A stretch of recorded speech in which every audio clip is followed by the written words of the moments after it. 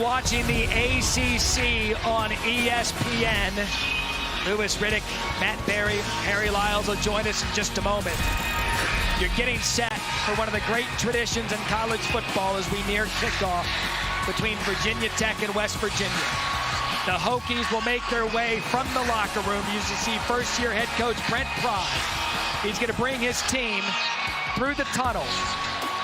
And then Enter Sandman will bring the Hokies on the field in one of the great entrances in college football.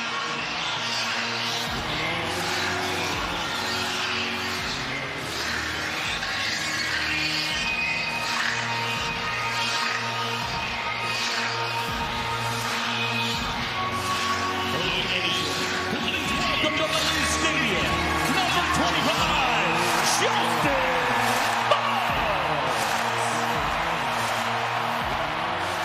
Hokie Nation, y'all ready? I had to pop out with the bigs for y'all tonight. We got some great football coming up, but first I need to feel your energy. Y'all know what to do. Let's go! Let's go!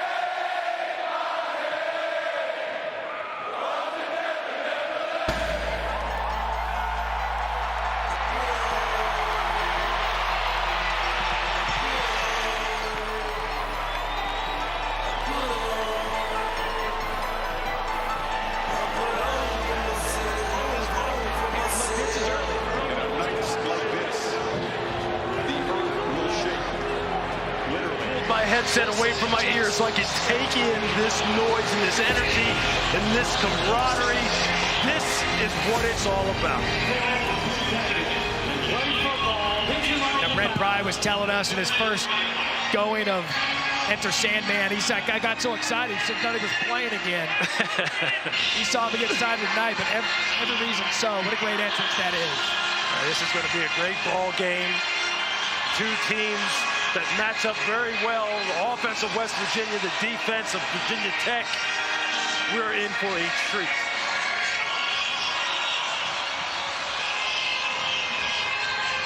You know, and Lewis, when it's to the actual football, West Virginia comes in here 1-2. They could easily be 3-0. And Virginia Tech comes in here 2-1 after an opening season loss to Old Dominion. In terms of football purposes, just a very important game for both schools. Oh, it sure is. But for Virginia Tech, they're going to find out where they're at right now as far as where Brent Pry is in his program build. You know that they have a tradition of playing great defense here. They are a lunch pail team. We all know about the tradition, about the lunch pail. We'll be talking about it all night long. Defense is what they hang their hat on. And offensively for West Virginia, look, they have got some absolute studs. JT Daniels can throw the football with anybody in this country. CJ Donaldson, the running back, 6'2", 240 pounds. Let me tell you something, folks. When number 12 has the football, just hold on, because you are in for an absolute show. And Bryce Ford Wheaton, we saw him week 1 against Pitt. He's 6'2", 6'3", 225 pounds, can do everything you want as a wide receiver. You've got a little bit of everything in this game, Matt, and you got a whole lot of energy. Virginia Tech has won the toss. They will defer. And we're going to see that West Virginia Mountaineer offense right out of the gate. Kyle Lowe set the kickoff. Jeremiah Aaron deep to receive. We're playing football here at Lane Stadium in Blacksburg, Virginia. Lewis, let's bring out JT Daniels and this West Virginia offense. It has been high-flying since we saw them in week 1. Look, JT Daniels, we all know about him since he came out of high school. 2-time Gatorade State Player of the Year. This guy was 7-0. His record was 7-0 when he was at the University of Georgia. He's a guy who just hasn't been able to stay healthy, but Graham Harrell said, look, we think he has exceeded expectations as far as what we thought he would be. He's even better than we thought. Well, he's going to need to be tonight because he's up against this crowd and this defense. Let's see what he's got. 1st and 10 at the 25.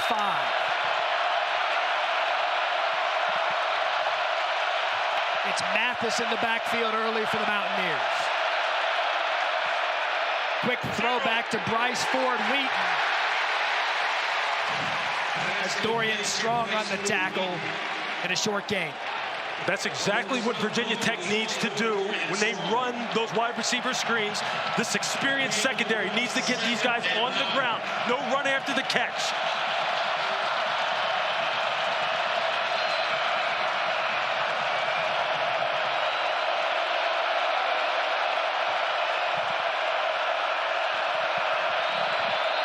That's O'Loughlin splitting out again. A quick throw to the right side. Caden Prather. And a nice gain for the Mountaineers. At a gain of 6, bringing up a 3rd and short. And you see, Graham Harrell just trying to get JT Daniels settled in. He's brought a couple wide receiver screens, get the ball in the hands of their big playmakers. Bryce Ford Wheaton isn't the only guy. Look, Caden Prather was a 4-star recruit when he came out of high school. He can go too. These guys are both capable of taking it the distance anywhere on the field. It's going to be important for Virginia Tech to make sure that they tackle and run to the football with good run entry angles. So Lewis, here we go. Early 3rd down, and it's C.J. Donaldson, the true freshman, checking in. He swings out of the backfield. JT goes that way, and a great job by the Hokies defense. Nasir Peoples forces him out of bounds. West Virginia going to punt. You will see number 5 all night long. Nasir Peoples, you're going to see him just come down into the curl flat area. And you're going to watch, he's going to read this perfectly. He's going to play with patience. You see him, he's tracking him the entire time. Good solid tackle. They get off the field on 3rd down. That's exactly how Brent Pry wanted this defense to start. Lean on the strength of the football team, the defense. So Oliver Straw to punt for the Mountaineers. DJ Harvey deep. And he's going to fair catch it. Just on the other side of the 35-yard line, and a punt of 36. So here come the Mountaineers, and Grant Wells, the transfer from Marshall, grew up knowing about this game because Lewis, he wanted to play for West Virginia, started his career at Marshall, settling into this offense. Look, Grant Wells is someone who was supremely talented. He was the 2020 Conference USA Freshman of the Year. He has got a howitzer of an arm. He can run, he can get out on the perimeter and become a run-pass threat.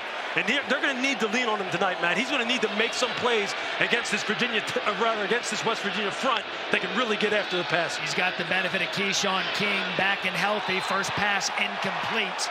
Intended for Jaden Blue. Malachi Floyd on the tackle.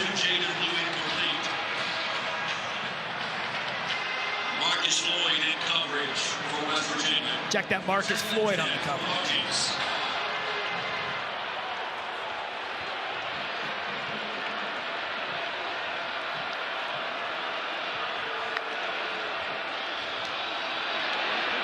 That's the aforementioned Keyshawn King. Lewis, he's the home run hitter this offense has been waiting for. Out last week to precaution. This week they expect the full go out of him. Yeah, look, Keyshawn King is a guy, he's not that big, only 5'11", about 190 pounds or so.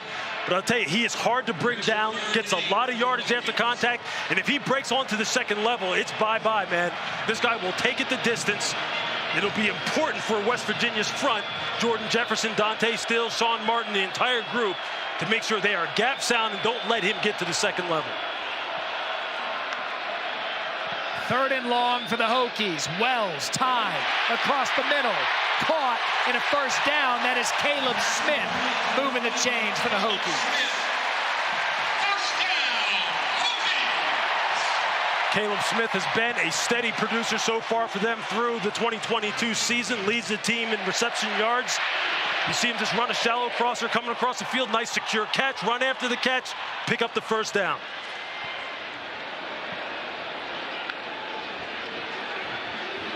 Quick shot again over the middle. Again to Smith. Smith's had some injury issues the first couple of games. He's left the second half against ODU, and Wofford banged up, but they feel he's looked as good in practice and ready to go. Yeah, look, I mean, he is just steady, nice and steady for Grant Wells as far as presenting a big target, sure hands. You see him there just find the zone void against what West Virginia likes to run, which is a cover four, like a two-deep shell that you see on Sundays in the NFL all the time. Nice job. That's Chance Black, the ball carrier, and West Virginia's defense does a nice job to corral him in a loss of one. That's Lee Koba, one of the leaders on that Mountaineers defense. This is the guy who Jordan Leslie, the defensive coordinator for West Virginia, told us earlier in the season, he is the leader. He is the signal caller. He is the guy, the man in the middle that needs to play a great game every week because of his responsibilities against the run and the pass. And you see there, he diagnosed the play quickly, got downhill on it. That's how you play middle linebacker. Another third and long. Wells takes a shot downfield, has a receiver. It is incomplete. That intended for Christian Moss, who had 5 catches last week, covered by Wesley McCormick, and a good job by West Virginia's defense. They'll force a punt. Hey, look, they have some great athletes in the secondary for West Virginia, and Wesley McCormick is one of them. He's a transfer from JMU. We saw him week 1 against Pittsburgh. He got ejected from that game for a targeting call, but this is a guy who has tremendous physical skills, someone who the defensive staff really likes as far as his man-to-man coverage ability, and those are the kind of plays they expect him to make. High snap to Peter Moore. Does a great job corralling it to get the punt off. And I tell you what, you want to see what Virginia Tech special teams in a nutshell? High snap, corral, out at the 1-yard line, and a beautiful punt of 48. That's exactly what you want. A game like this is going to be all about field position, right? You see who's going to blink first. Well, Virginia Tech is playing to their strengths. Now they have West Virginia pinned deep.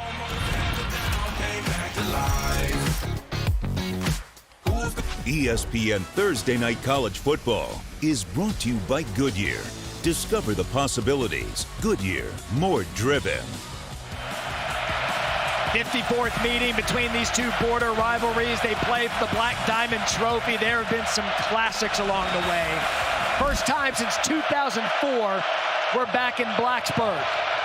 The give up the middle. West Virginia starting this possession at the 2-yard line. That was C.J. Donaldson. Look, they know coming out of here, they're probably going to try and get some breathing room. You see they play a little bit of an 8-man front, single safety in the middle.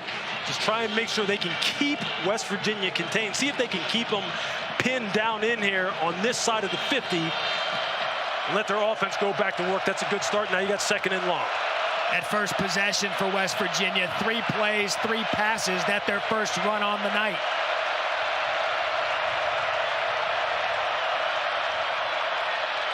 And again, it's Donaldson, and does a good job getting some breathing room. A missed tackle there by Nasir Peoples, bringing up a 3rd and manageable.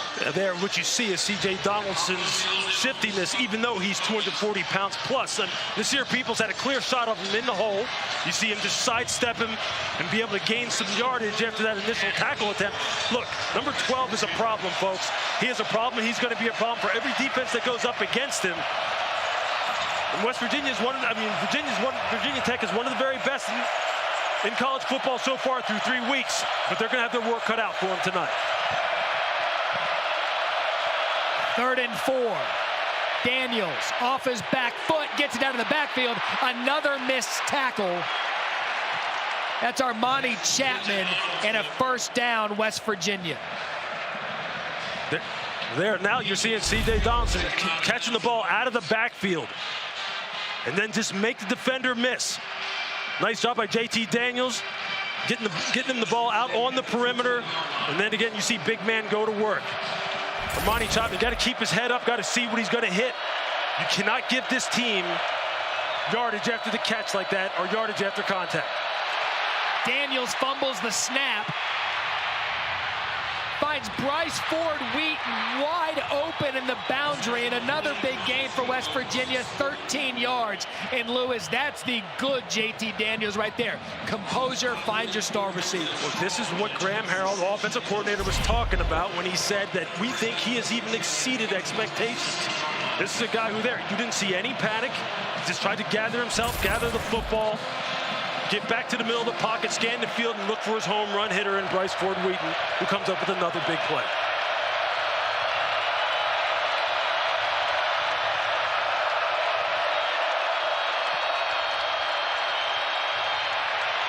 Flag on the play, and Daniels is just going to throw that one away.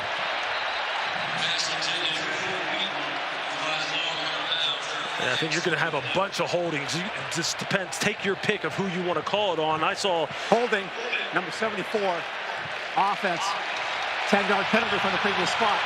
Still 1st down. That's our referee, Scott Campbell, a Big 12 officiating crew tonight. We'll get into Campbell's story because every time he's officiated a game, people want to know why the ref is so jacked. We'll get into that in a minute. Yeah, you just see James Gamitter here at the left guard position. He's just going to grab the pass rusher and just pull him down to the ground.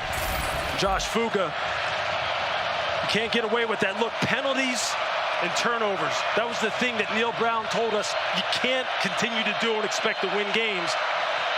That's the kind of thing that's not going to make him happen.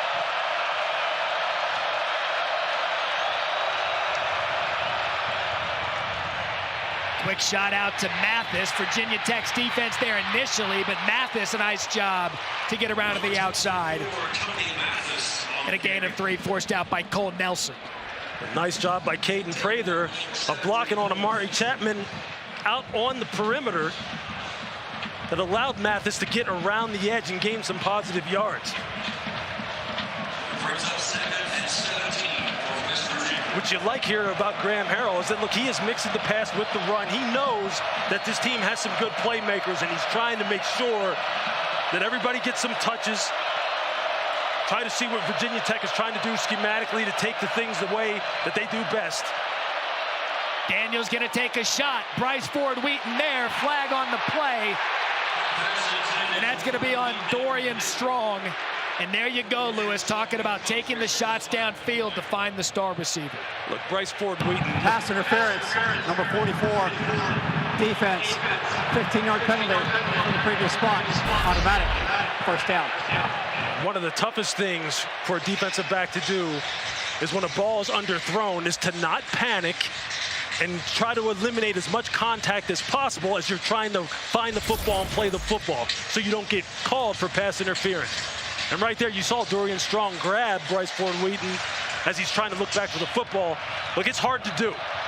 It really is hard to do. Been in that situation numerous times, but that's usually what happens.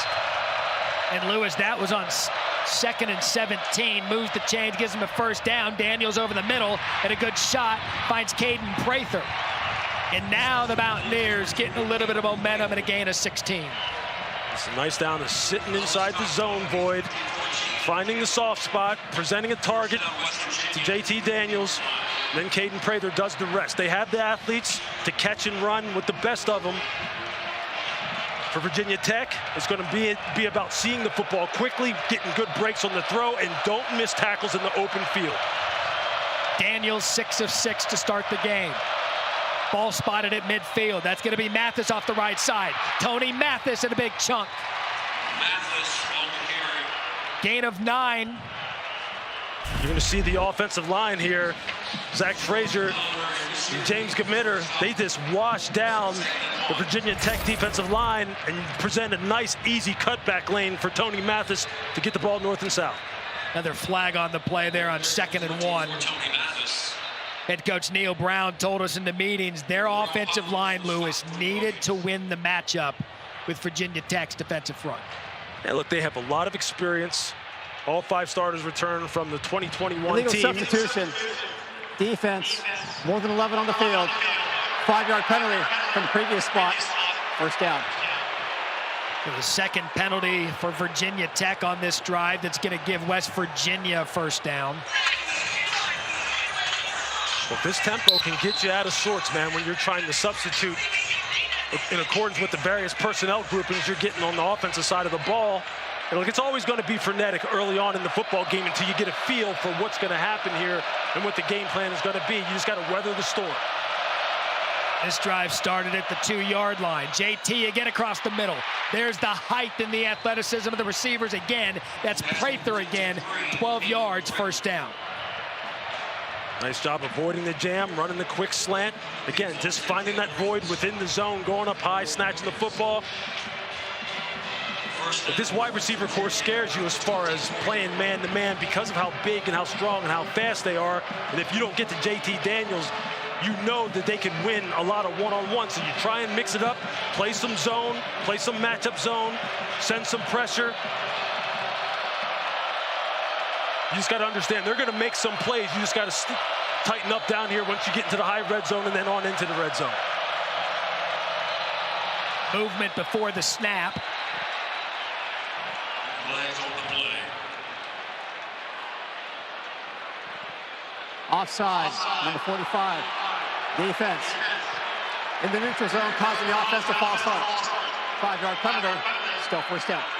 That's Tywan Garbett, who's been injured. He's back in tonight. You know they want him back on defense, but making an early mistake.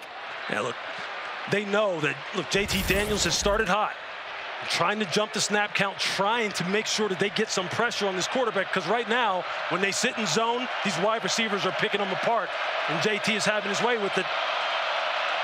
Just got to be disciplined and stand in there. 9th play of the drive. Daniels to the end zone. They rule it incomplete, intended for Prather. Has been busy on the drive, and nice coverage by Breon Murray. Caden Prather again, long, tall, 6'4", 211 pounds. And you see Murray, he does a nice job. Does a nice job of staying in phase with him right here. You see, he looks to try to look back for the football, but continues to just kind of body him up and ride him out of bounds and not give him a lot of room to work with, and then make sure he doesn't make the catch. That's a nice job by Murray of playing one-on-one coverage against one of the best athletes on this West Virginia roster. And that's Mathis cutting back off the right side. Makes a man miss. There goes Tony Mathis. That's going to be a face mask. And the penalties continuing to kill Virginia Tech on this drive. Jalen Stroman's going to get knocked for a face mask, and it's going to be 1st and goal to go. What a nice Personal run by... foul. Face mask on 26. Defense. Half the distance to the goal. Automatic. First down.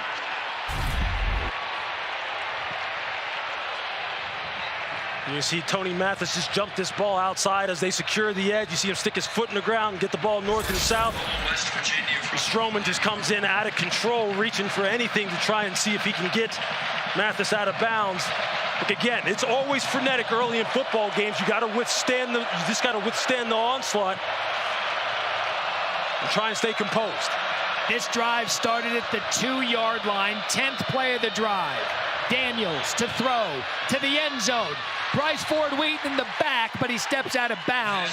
Incomplete. Covered by Chamari Connor, wearing 25 tonight. 25 jersey, a tradition here at Virginia Tech. That's the retired jersey of Frank Beamer. They give it each week to a player to play homage to that special teams havoc Beamer ball used to wreak around college football. So Connor representing that number tonight. He's just one of their better players overall, Matt. I mean, this is a guy who can play the nickel position, he can play corner, he can play safety. He's a team captain. Play clock getting late in the game, so Neil Brown's going to use his first timeout. West Virginia, first and a half. Timeout on the field. So what a drive by West Virginia. They moved it all the way down the field. We'll check in when we come back. Still 0-0, 4 minutes left in the first. And Louis Riddick, JT Daniels, this drive started at the 2-yard line. This offense has found its rhythm, especially the quarterback. Yeah, what they're doing is they're finding the zone holes as far as the receivers are concerned. And JT is just hitting them. He's staying composed. He's throwing the football to his big playmakers. Bryce Ford Wheaton and Caden Prather are the two guys he's going to. Here you see Prather with the quick slant, finding the little zone void at the second level. Catch and run. Here he does it again. Goes up high, snatches the ball out of the air. Finishes with authority. But we knew that 0, 3, and 12, those three numbers, that's Bryce Ford Wheaton, Caden Prather, and C.J. Donaldson, they are the big play component of this offense, and Virginia Tech is going to have to find answers for them. Virginia Tech would love to keep it to a field goal. Here it's Mathis again trying to spin away from tacklers, unable to do it. And that's Garbett on the tackle. That's a nice job of Garbett closing down on the backside on that zone read. And as he handed it off to Mathis, he did a nice job of cutting him off, making him stop his feet and change direction, and then pursuit caught up to him. So Lewis, big opportunity here for Virginia Tech to stall this drive of the Mountaineers. You got one-on-one with Bryce Ford Wheaton here at the bottom of the screen. He's going to get no help from the corner. That's where JT's going. He goes up top.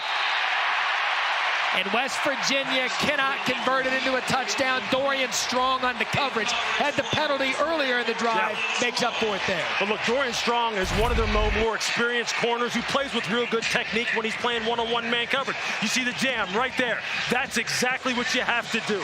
He tries to look back and man turn it. Then he looks back at the receiver. Forces him out of bounds. Doesn't give him enough room to stay in bounds and make a play on that fade. It's textbook cornerback coverage.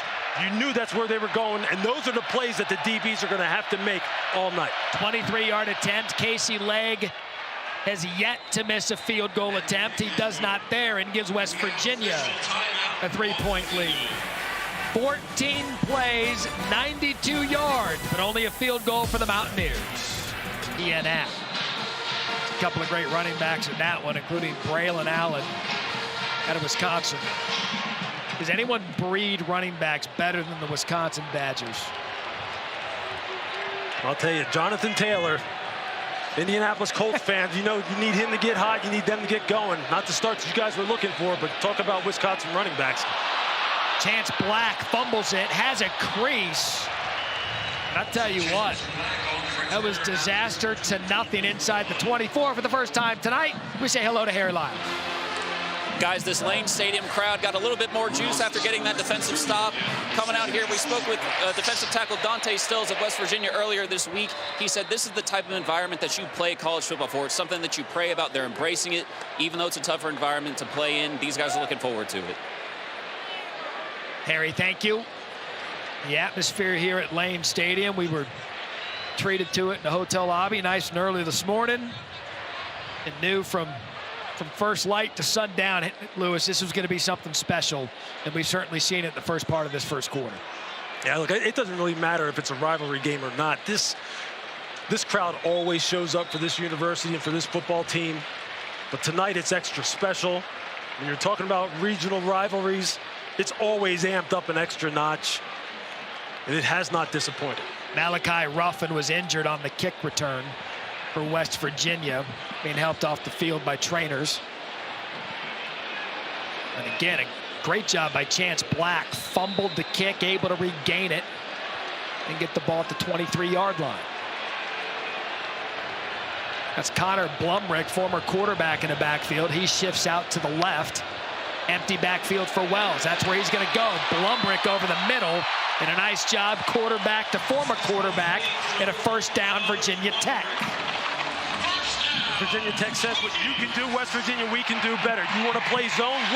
We'll do the same thing. Take a quick drop. We're just going to sit in the zone voids. And Blumrick, look, he is a big target. 6'5", 6'6", 222 pounds. You play that kind of coverage against him, you'll have a field day. Another empty backfield for Wells. Quick shot to the sideline and a good catch by Nick Gallo. The tight end has gained some chemistry with his new quarterback. He had 14 receptions all of last year, came into this game with 13, so he's already matched his season total from a year ago.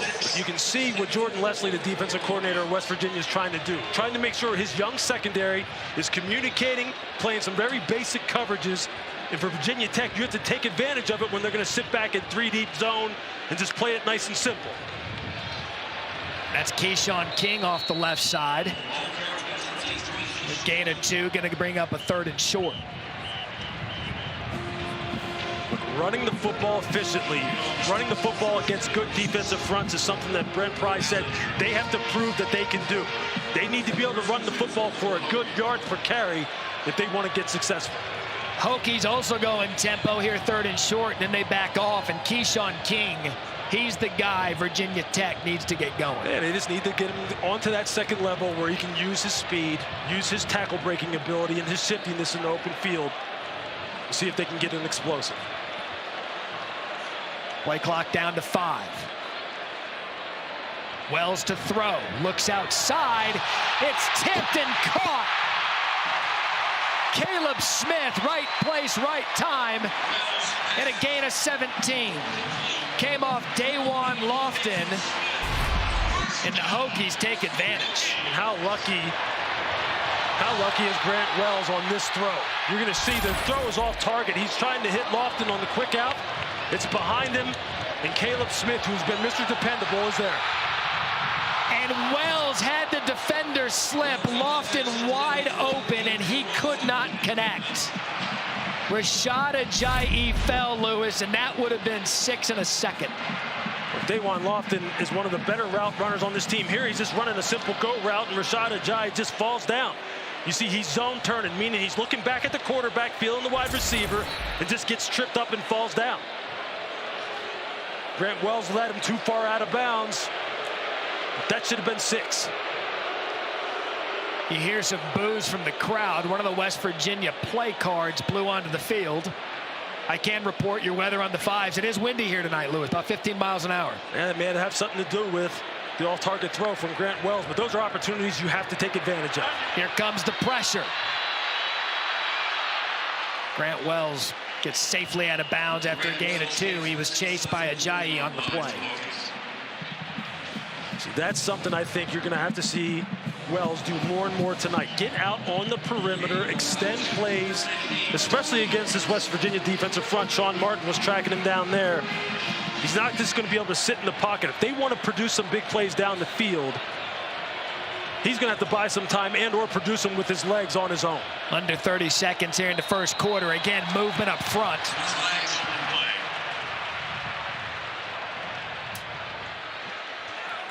False start, number 68. Offense, 5-yard penalty. Still 3rd down.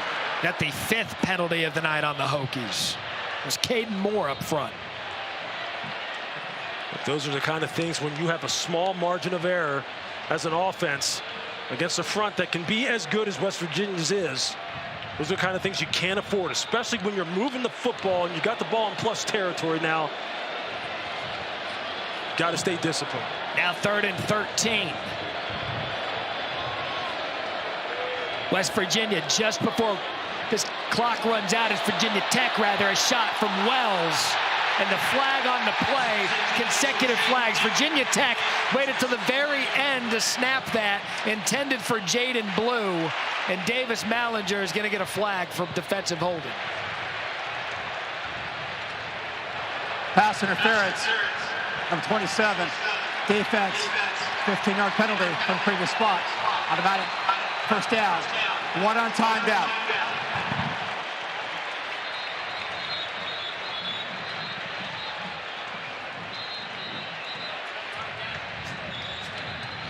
So Virginia Tech thought the quarter was over. They're going to do one on time down, Lewis, because of the penalty.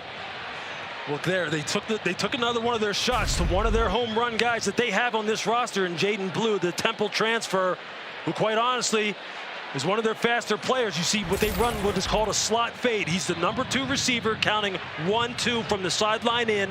He's got one-on-one against Davis Mallinger, who has a lot of speed himself, but it was a nice route.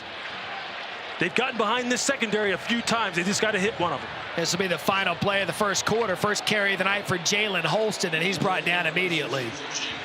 So again, a penalty on a 3rd and long situation. This time on West Virginia. Moves the chains for the Hokies at the end of one. It's been frenetic. 3-0 West Virginia on top.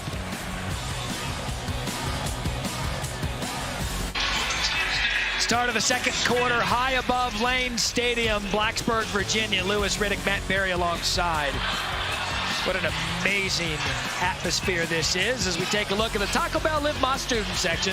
Student sections across the country are competing to be the Live Más student section of the year all season long. And I would say this one will be in the running until the season ends. Start of the second quarter, 3-0 West Virginia. 2nd and 10 for Grant Wells and the Hokies. Plenty of time for Wells. Going to take a shot deep. Has a receiver. Caught. Touchdown Hokies. Caleb Smith, 28 yards. And the Hokies grab the lead.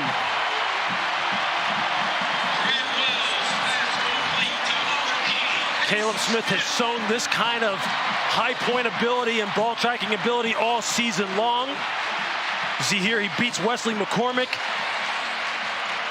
Back shoulder, you see him have to twist and adjust in the air, make sure he gets his foot in bounds. Been saying in this first quarter, these Virginia Tech wide receivers have been getting behind this suspect West Virginia secondary, and finally they connected on one. And that is exactly what defensive coordinator Jordan Leslie of West Virginia was worried about. Just an impressive 8-play, 77-yard drive, 3 minutes, 29 seconds. As you know, they review every score.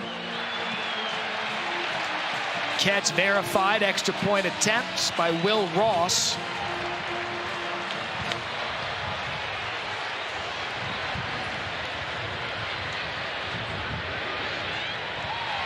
And Virginia Tech has now made a nation-leading 248 consecutive extra points. Is that unbelievable? Yeah, especially in college. I mean, this is special teams you. But look, Caleb Smith is just a great, great story. He's a former walk-on, comes from an athletic family. You see here, Wesley McCormick just starts staring at the wide receiver, staring back into the backfield at the quarterback. Loses leverage on Caleb Smith, doesn't play a top down. He allows him to get behind him, can't find the football. And you know this, Caleb Smith has displayed all year long. He has some of the best hands on the team, some of the best adjust on the team, meaning if the ball's not on target, he can twist and contort his body to make sure he gets in a position to finish on the play. And that's exactly what he did right there. That's the kind of play that they needed, because now this wide receiver core that many people didn't know how good it would be has a lot of confidence against a West Virginia secondary that's going to have to settle down and make sure that they play things a little bit more sound.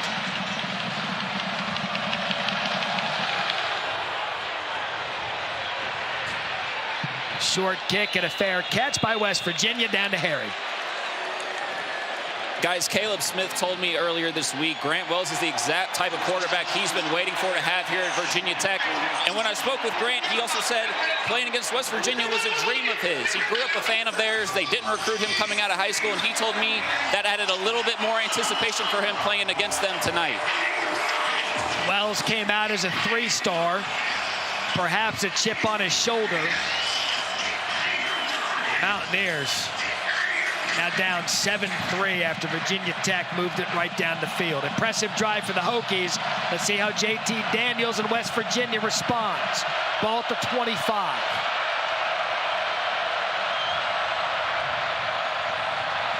And that's C.J. Donaldson off the left side. And he just gets yards in bunches. Gain of 14. I'm going to tell you, they just run that gap scheme with the puller, and you just see him tuck right in behind him, find the hole, and get the ball north and south. If it wasn't for the tackle by Hawkins, he was out the gate. Here comes Tempo. Quick throw. It's Cortez Braham on the reception. Dorian Strong on the tackle.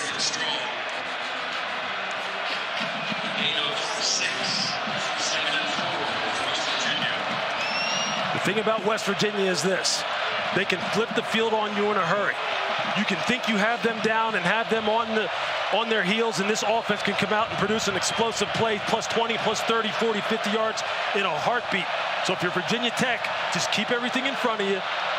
Play sound defense. Again, Donaldson up the middle. Again, a little bit of a crease, and it's going to be a first down West Virginia. Nyquil Hawkins tackles him. This West Virginia offensive line is doing a nice job of getting hats on a hat, is what they call it. Just making sure that you know what your blocking assignment is. Get them covered up, because all CJ needs is a crease, and he's on to the second level and into the secondary. And so far, this Virginia Tech secondary has prevented a couple of big runs from getting out of there.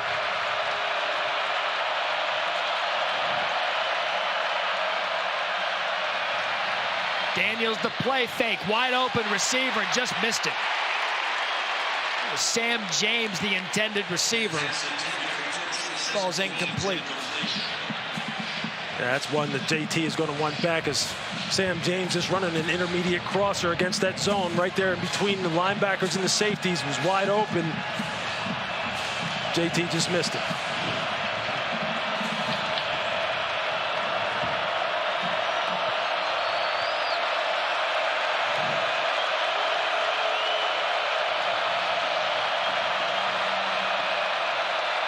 Time for Daniels over the middle, and flags on the play. There was some contact. Bryce Ford Wheaton working his way across the field, and Dax Hollifield, Virginia Tech star defender, is going to get him. He was in good position. I think he got out of sorts with his Pass angle. interference, number 4. Defense, spot foul, automatic, first down. So I had mentioned the referee, Scott Campbell. He's a social media star because he's in shape. He's a big guy. Lewis, 26 years with the San Jose Fire Department as a firefighter and paramedic. He said during his long shifts, he would try to stay in shape and do fireman workouts. Hey. It appears he's still taking his muscle snacks, because 26 years after that, he's probably the strongest guy on that field. Yeah, referees like to show off now and then. Maybe a shirt too small. Hey, I'm here for it. Just to drive it home. Do what you got to do, man.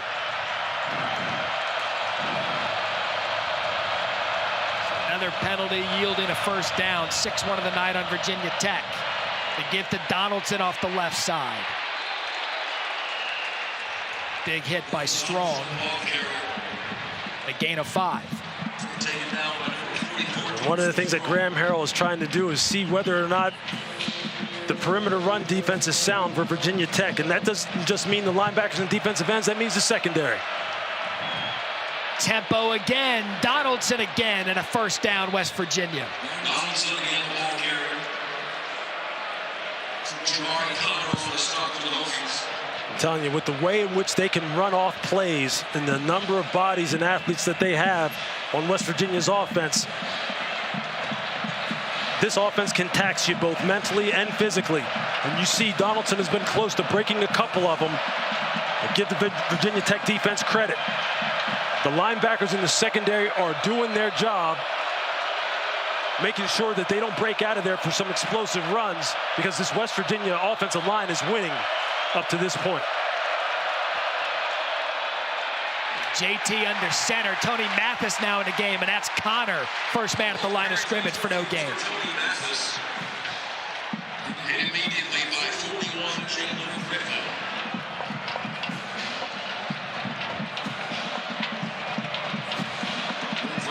West Virginia going under center. That's something you don't see very often.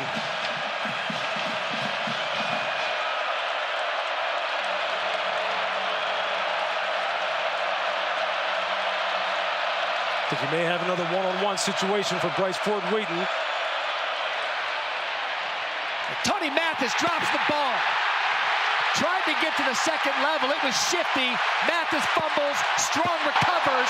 Turnover. On the field was a fumble. Recovered by the defense. First down.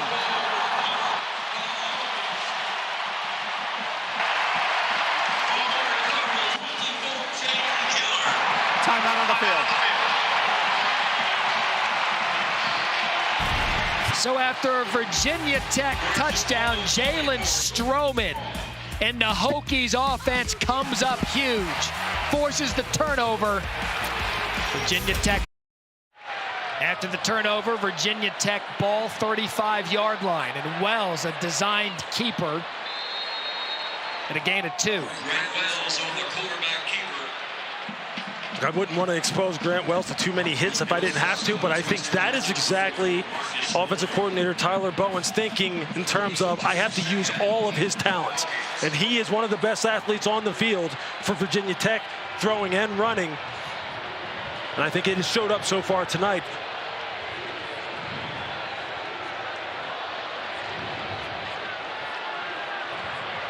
Wells time, good shot to the sideline, and that is a big-time throw to Christian Moss. Lewis, I don't know how many times I said in our meetings, I love Grant Wells' football. That's an absolute laser, man. That's more than a big-time throw. I mean, that is on a rope. And Christian Moss is one of those guys that Brent Pry told us, he told him, he challenged him. You see him here. You see him here. He gets in behind the corner, the flat corner. He did it in front of the safety, Marquise Floyd. Perfect execution. That ball was on an absolute rope. He said whenever Moss wants to flip the switch, he could be a star now. Oh, he's got him again. Go deep, has a receiver open, and he misses it. A flag on the play. Moss overthrown, but it looks like we're going to go late hit on Grant Wells. He could have maybe got pass interference also on the corner as Christian Moss was getting down the field. Personal foul, roughing the passer, number 91. Defense with a high hit to the quarterback. 15-yard penalty from the previous spot. Automatic, first down. That is a killer. That is on Sean Martin. Any contact up near the head, up near the face mask, and you know they're going to call it. There you see Christian Moss. Able to get behind this West Virginia secondary once again. You had pointed that out. The receivers for Virginia Tech having good success getting behind the West Virginia defenders. Penalty makes it a first down, ball inside the 30. Wells looks right, goes over the middle. Another throw, that intended for Blumrick, a little high. He's 6'5", but that was still tall for him. Falls incomplete. Yeah, it looked like there may have been a little bit of a mix-up in terms of the route distribution. Both Blumrick and Caleb Smith were in the same general area.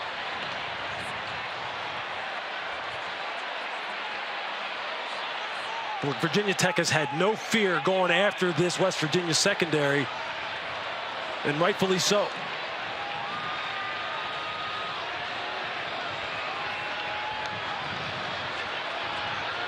Quick throw out of the backfield to King. King's got home run speed, pushed out of bounds. Number 14, Malachi Ruffin. Well, you see what the game plan is for Virginia Tech. Let's see if we can just get out on the edges, on the perimeter, get the ball to our playmakers out in space, We don't really want to deal with this West Virginia defensive line because on the interior, I think West Virginia has the matchup advantage. You can't just keep running the ball into a brick wall. So get it out on the edges where you can use your speed and playmaking ability. 3rd and 1. They give up the middle. King met immediately. What a hit. And this is going to depend on the spot. That was middle linebacker Lee Koba with an absolute textbook hit. He reads this perfectly, comes downhill, and just puts a boom shot on Keyshawn King. Just watch it. Reads the guard pulling. Great pad level. That's exactly how you draw it up. So 4th and 1. Brent Pry says, you know what? Let's play football. Play clock at 3. They're going to have to use a timeout. Timeout, Virginia Tech. First of the half. So for now, Virginia Tech has the offense on the field. Will the Hokies stay that way? We'll find out. Lane Stadium, one of the great atmospheres in college football. And we've got a nice ball play coming up, Lewis Riddick. Big down, 4th down. Brent Pry and the Hokies used a timeout to discuss it. They run the offense back out there, so 4th and short for Virginia Tech. And who's been the guy who's been producing for him on the perimeter? It's been Caleb Smith. Dajuan Lofton has gotten loose a few times. He's been beating his guy. They opt to throw it. I'm trying to get the ball to one of those two. Holston in the backfield. Wells keeps it himself. And I don't think he got it. He's going to be marked short of the 1st down. Grant Wells on the quarterback keeper, and the West Virginia sideline is fired up after that defensive stop. You just ran the ball into the teeth, into the strength of the West Virginia defense. You've got Jordan Jefferson, Sean Martin. You got a bunch of big bodies in there that are great athletes. I mean, it's going to be tough sledding inside there. Lewis, your thoughts on the play call? I just, you know, they've been attacking West Virginia on the edges, trying to get out on the perimeter. I wouldn't be going after Dante Stills and going after Jordan Jefferson and trying to run the ball at their strength. If you're going to go for it, get the ball to your playmakers. They have been winning on the perimeter. They've shown they're up to the task. Let's go back to that possession later. Remember, that was off the turnover. And no points scored for Virginia Tech. So West Virginia dodges a bullet after the Tony Mathis fumble. JT Daniels finds Jeremiah Aaron, and that'll be a 1st down Mountaineers. Amari Chapman on the coverage. They just have athlete after athlete out on the perimeter they can throw out there. I mean, that is just a nice route by Aaron against Chapman. Get him to open his hips, make him think that he's going vertical, just snap it off. And a nice, easy throw and catch for JT Daniels. Saw an example of what Graham Harrell was telling us about C.J. Donaldson. He has not missed in pass protection. Picked up the nice blitz block there. Jaden Keller. So 1st and 10, West Virginia over the middle of the field. It was intended for Aaron again, thrown a bit behind him. Deflected on the play by Chapman. You see JT just trying to fit it in that hook curl area against this 3-deep zone to Aaron. You see Chapman playing outside leverage, trying to play over the top in that cover 3. Just make sure he doesn't get beat deep. They're giving a lot of space in there in those zones with which JT can exploit. He's just got to put the ball on the receiver. That's Donaldson off the right side. A nice job by the Virginia Tech defense. That's Mr. Virginia Tech, Dax Hollifield on the tackle.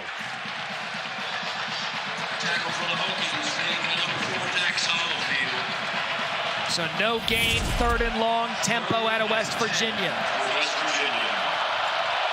Daniels, time, downfield. Intended for Caden Prather. And Armani Chapman had himself a series. Incomplete. West Virginia punts. They've been testing him this entire series. You know, Virginia Tech was late getting lined up. You could see all the defenders looking over at the sideline trying to get the call. And Prather was behind Chapman. You see him hand fighting a little. better throw, and that's a big play for West Virginia. They dodged the bullet, got off the field.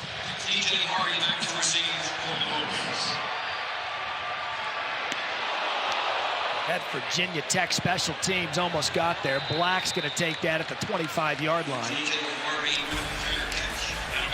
This game is back and forth. Still 7-3 Virginia Tech midway through the second. Nice stop by Virginia Tech's defense to get Grant Wells in the offense the ball back. 7-3 here midway through the second quarter. Hokies with the lead.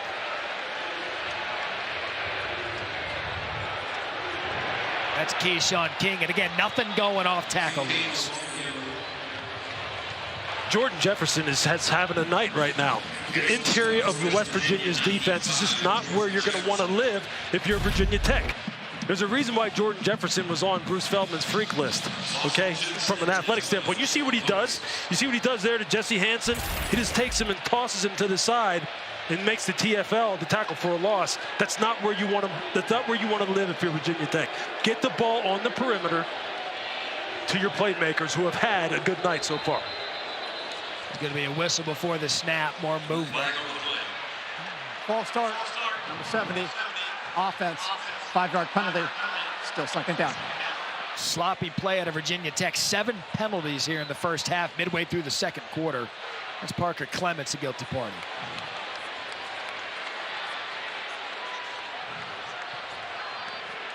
You mentioned off tackle, no go for Virginia Tech, just 5 yards rushing to this point in the game. Look, and I know Brent Pry said, look, we want to prove that we can run the football against good fronts because it's important to our overall balance of our offense. I just don't think it's going to happen here tonight. They've seen where they can exploit West Virginia. They got to keep going to it. There's a malfunction with the play clock. Delay a game. They're going to get it for delay a game. 5-yard penalty, second down.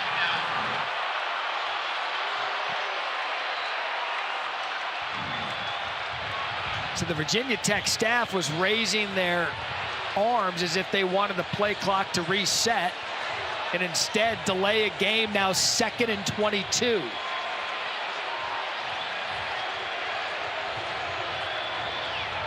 Wells going to try to get it back with one throw. That was intended for Blumrick, and it falls incomplete.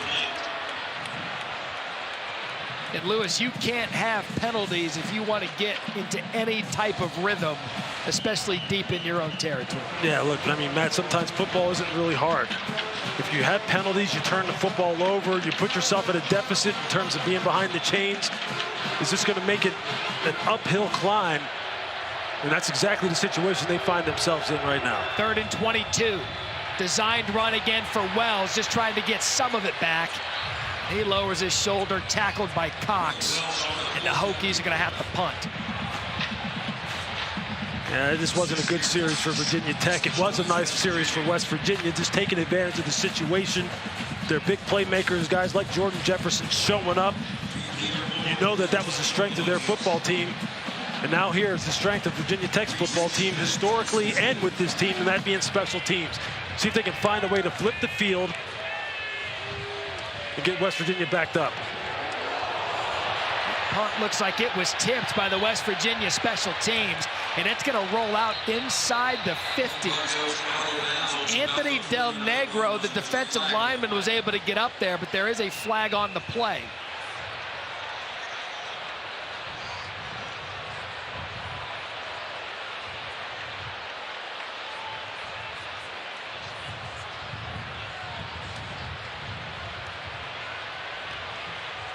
And there's a flag laying at about the...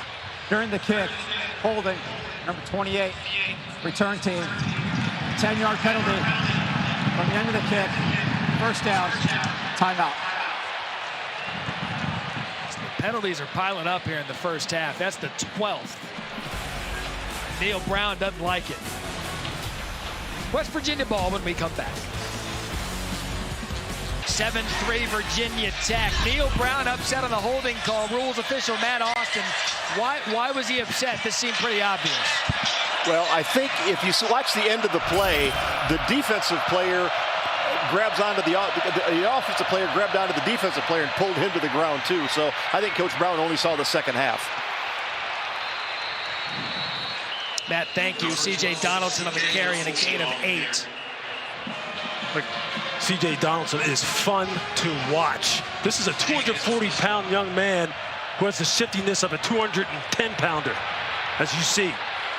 I mean, every time he touches the ball, that's a gain of 10. He's probably upwards of 7 yards a carry, Lewis, on the night. Look, the inside running game, whether it be the inside zones or the counters or the powers or the quick hitters between the tackles, the West Virginia offensive line is doing a fantastic job of covering up the front 7 of Virginia Tech, and then CJ is on to the second level. You see, he came into this game averaging over 9 yards a carry, and he's up to 8.6 tonight. And it's Donaldson again right up the middle. Graham Harrell said if he gets in better shape, he's a freshman, he's coming in, he's learning college football, the better shape he gets in, the more carries they can give him and ride him even more than they are. Well, they've got a pretty good running back room between him and Mathis, Justin Johnson. I think you see Justin Johnson's in there now. So they can rotate a lot of different guys in here. They've got all the ingredients to be the high-powered offense that they are. 2nd and 7, pressure. Daniels off his mark, takes a shot, contact. No flag intended for Bryce Ford Wheaton. Good defense there by Strong, who's having a big night. You talk about these running backs and how good they are in pass protection, and Graham Harrell was pleased with them, and I just talked about how deep their backfield is. Watch Justin Johnson here pick up the blitzer coming inside. I mean, just look at that. That's exactly what you're looking for. That just gives JT Daniels that extra beat where he can hitch another time and get that ball off. Those are the things that make Graham Harrell very happy with how his offense executes. 3rd and 7, West Virginia. Daniels started 7 of 7. He's now 2 of 8 since. And you talked about the running game, and you talked about Johnson. Big gain, first down, West Virginia picks up 12. Look, the blocking on the interior between Gamitter and Frazier, Jordan White, look, they outweigh and they really do dominate Virginia Tech from a size perspective, and it's showing up. That's Johnson again. So we've seen Mathis, we've seen Donaldson, and now Justin Johnson. Blitz pick up, big gain, and now a gain of 3 brought down by Hollifield. I mean, you can just see, once they get the front 4 of Virginia Tech tied up, they're having a tough time getting off blocks, and the running backs are on to the second level to these linebackers and safeties in a hurry. Under 3 minutes here in the first half. West Virginia moving the ball down 7-3. Daniels. Time. Donaldson out of the backfield. Gain of 3, and that was Breon Murray knocking him out. Injured Hokie down on the field. Timeout for an injured defensive player.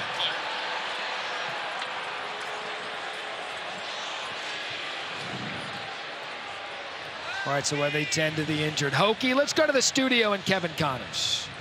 Hey, Maddie, coming up on the Twisted Tea Halftime Report, we'll look ahead to some of the notable games in Week 4 of the college football season this Saturday, including a big one in the ACC Atlantic Division. We'll make a stop in Sam Acho's film room. What makes Max Johnson the X factor at Texas A&M? Plus, Sam is going to join Coach Dan Mullen, break down the anatomy of a Hail Mary. What went right and what didn't for Appalachian State? Maddie, coming up at the half. Kevin, thank you. Shout out to all the studio crews Thursday, Friday, and Saturday. All that hard work in studio. Kevin Connors, Kevin Agandi, Matt Jesse and Joey, Rob Lemley, Mike Diesenhoff, Steve Olling, and the rest of that crew, Chris Rizziazzo. And all day Saturday, and time to keep our eyes on the sky around college football. It's the job. It's what we love to do. And now a big 3rd and 3 after Jalen Griffin, the injured player for the Hokies, taken off the field. Why not give it to Donaldson? And the Hokies were ready for it. No gain. Taiwan Garbett, the big tackle. That's a nice job of Garbett of setting the edge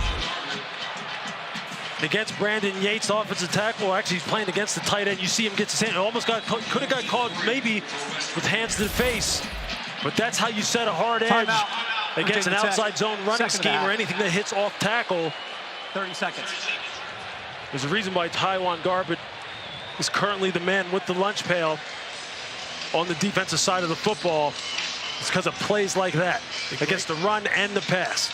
The great lunch pail tradition here at Virginia Tech. It is a blue-collar crew, and they love every bit of it. We also love Sunday NFL Countdown. Has you covered week 3, 10 a.m. Eastern, 7 a.m. Pacific. Monday night Countdown crew gets you set for Cowboys Giants, 6 Eastern, 3 Pacific. Both are on ESPN and the app. Lewis, you were a part of Monday Night Football this week in Buffalo for the doubleheader. I'll tell you what, the Buffalo Bills are for real, man. They are for real. It is, and I don't think this is something where you can just overreact and say, well, it's only 3 weeks into the season, let's just let it all play out. No, they have got some ballers up there. Josh Allen looks spectacular. The Von Miller effect is real. This is a football team you're going to have to deal with all year long. Stay with me here. Maybe Buffalo, the Lane Stadium of the NFL. Collegiate-type atmosphere. Oh, no question. There's no question about that. This is one of the great atmospheres in all of college football and all of sports. We did keep the blue cheese out of the booth tonight, though. Casey Legg set up for a 35-yard field goal. Worth pointing out, the wind is blowing left to right. We've seen it affect some of the passes. Legg, a Lou Grozo Award watch list. Kick is true. West Virginia gets points. Now down 7-6. So again, Lewis, the Virginia Tech defense, the Mountaineers have moved the ball on them, but they haven't been able to score any touchdowns here in the first half. Look, I mean, in the end, what matters in football are points. Yards are nice. They look good on the stat sheet. They look good in the total offensive rankings when you're talking about just yardage gained in a game, but really what matters is points. Your total defense and your scoring offense is really what matters. And right now, Brent Pry's defense is doing a nice job of when they need to, keeping this high-powered West Virginia offense out of the end zone. So minute 50 in the second quarter. I'd say right now, with Virginia Tech set to get the ball, the story, at least right now, Lewis, the penalties have damaged both of these teams. That possession for West Virginia had a hold on the punt return, could have started in plus territory, moves them back, ends up with the field goal. But 7-6 here with under 2. Yeah, I mean, you know what? I mean, the score isn't really indicative of how much action there has been in this football game. I mean, West Virginia, the running game looks spectacular. The passing game was going pretty well early on. But Virginia Tech's secondary has done a nice job of corralling the big playability. And then for Virginia Tech, look, I mean, it really has been the Grant Wells show. Caleb Smith has made some plays. Blue has made some plays. Lofton has made some plays. A lot of action, just not a lot of scoring. So Virginia Tech will get the ball at the 25. And now let's take a look at this week's college football rankings brought to you by Verbo. It is not a question of the #1 team in the country, as Georgia's as dominant as anyone. Alabama looks good as well. There you have Ohio State, Michigan. I'll tell you what, Michigan's going to be a team to watch with J.J. McCarthy now at quarterback. He gives Harbaugh the punch. And Sam Pittman in Arkansas. Boy, do they have a big one at Arlington, America this week against their rival Texas A&M. 7 p.m. Eastern, ESPN. So here's Wells. 1 timeout remaining, 1:50 left in the half. Hokies get the ball to start the second half. This could be a big 2-for-1. Quick shot to Gallo out of bounds. It's a nice little high-low combination against that split safety look. It could be a cover 4 type of look or a cover 2 type of look. But that's just a nice job of taking an easy completion, gaining 5 yards. Now you're in second and manageable. Again, quick throw. Again over the middle. Caleb Smith, who scored the touchdown. Here comes the tempo at a gain of 12. Exact same thing. Same coverage scheme. A too-high look, meaning there's 2 safeties back deep playing zone underneath. And what does Caleb Smith do? He just finds the zone void, and Grant Wells puts it on him. Time. Wells going to take a shot to Smith. Spells on the coverage. No flag on the play. Falls incomplete. You see here, Spells does a nice job. As you see, that's textbook right there. He plays him. You see he gets him under control. That's called being in phase. Just pin the wide receiver to the boundary, get your head back, use your body to control him so he can't go up over top of you and try and high point the ball. That's how you play it down the field. Spell's a true freshman out of Fort Lauderdale, 4-star kid making a big play. That's Gallo again, just getting that 5 yards they need to move up the field. Get out of bounds, save some clock, just take the easy completions, just move the football down the field. No mistakes. And if you're West Virginia, just don't get the ball thrown over your head. At the very least, hold them to a field goal, but don't get the ball thrown over your head. Do not give up the deep shot. 3rd and 5. Wells, time. Underneath. That was Christian Moss. Tight coverage by Hershey McLaurin. And West Virginia's in a good spot here. If Virginia Tech elects to punt, which they do, because they'll get the ball back with 2 timeouts left, and a good stop for them. Yeah, this is a nice job of Hershey McLaurin just coming down on the shallow crosser run by Christian Moss. Avoiding getting called for a pass interference. Take away everything deep. Again, like I said, before the play started, don't get the ball thrown over your head. Have good vision on the quarterback, break on the football. Nice execution by West Virginia's defense. So after moving the ball early in the possession, it's Peter Moore on the punt. Reese Smith deep to receive.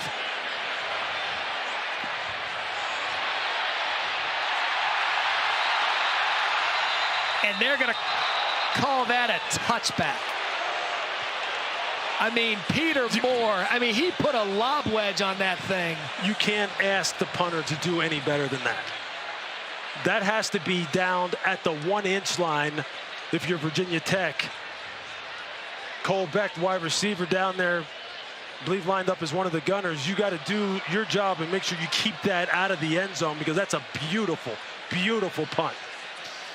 There's a flag on the play. We'll check the penalty. Holding, number 99, kicking team.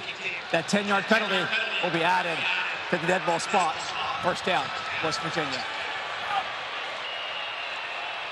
So add a little insult to the play not being downed at the inch line. They'll add 10 yards because of the penalty and holding.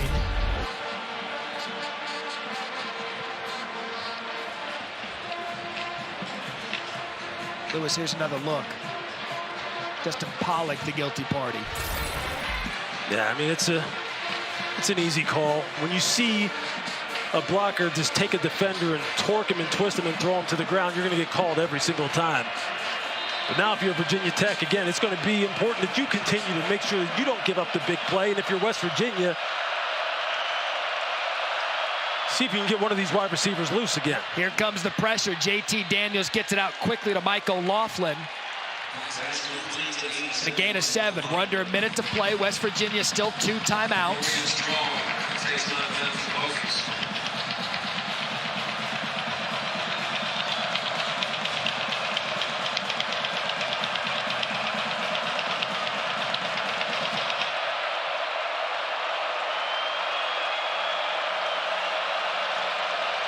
That's Johnson in the backfield coming out. Daniels time, good shot across midfield.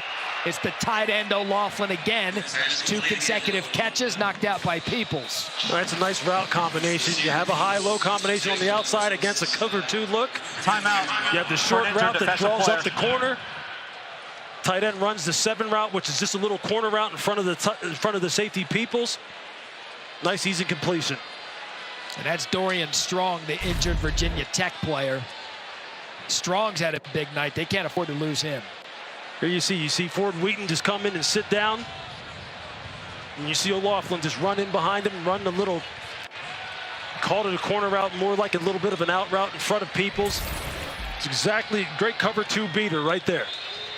You know, Lewis, you had mentioned Bryce Ford Wheaton targeted 5 times on the night, but only 2 receptions. Yeah, look, they've done a nice job of keeping the top on this defense and making West Virginia earn it and not get any deep shots down the field and any easy ones. Running game may be a little bit of a different story, but you know what? A lot of defensive coordinators will live with that. As long as you just stiffen up once you get down inside the red zone. But the quickest way to get beat is to have it thrown over your head. Here comes the pressure. Picked up. Daniels across the middle. And a catch by Caden Prather. He's had a nice first half. West Virginia first down, still the 2 timeouts. They're going hurry up, gain of 15. Oh, Virginia Tech is lucky because Ford Wheaton at the top of your screen ran a double move against Chapman. And had JT Daniels seen him, it would have been 6. Clock moving. They're taking a shot up top.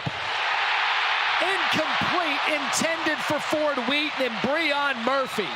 What a great one-on-one battle that was. Wheaton almost took it away from him. Well, see, they went back to it. The coaches saw the same thing. I had said it was Chapman, but it was Murray who was up there. Now they went back to it, went back to Ford Wheaton, seeing if he can get the one-on-one. He almost took it away from him. But coaches see the same thing that we see up here. They saw the double move on the play before and said, look, we got to go back to Ford Wheaton. He's got the corner beat up there. Let's see if we can get one over the top. Nice response by Murray, though. Over the middle again, it's Prather, and they keep eating that route up, Lewis. They've had success with Caden Prather.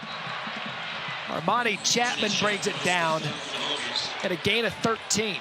Well, I mean, JT is showing you why he was the #1 recruit coming out of high school. He's showing you why he can throw the football as well as anybody in college football. And Prather is showing you why he's a 4-star recruit. West Virginia uses a timeout, but they've hit this thing a few times tonight. Yeah, I mean, when you're playing outside leverage by Chapman, and he just runs an in-breaking route with the corner sitting high and outside, that's what you're giving up. That's what you're conceding. You're hoping that your intermediate and deep help on the inside by guys like Dax Holyfield and Nasir People sitting inside there can break on those inside routes and break up the throw. But when JT puts the ball on a line like that, it's hard to defense that kind of route. 4 of 5, 46 yards on this drive for JT Daniels. Some featured ESPN Plus college football games Saturday. Georgia hosting Kent State. Appalachian State, the most entertaining team in the country. They've got JMU, who's up at FBS this year, and LSU hosting New Mexico in our East Coast primetime matchup.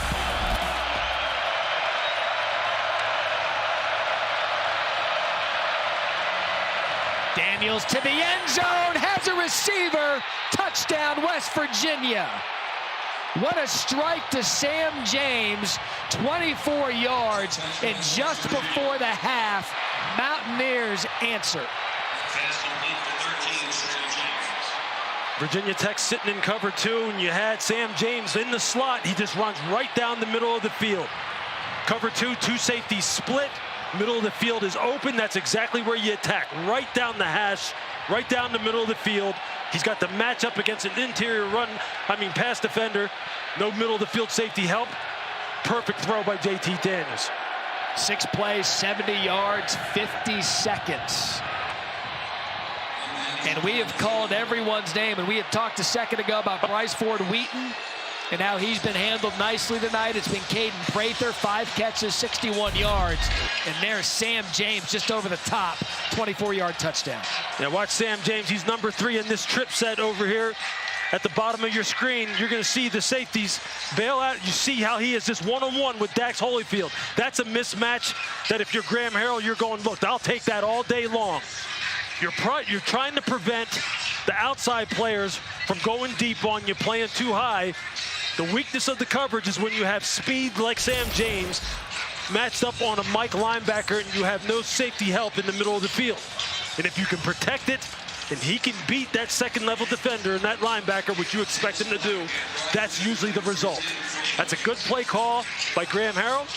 Good execution by JT and Sam James.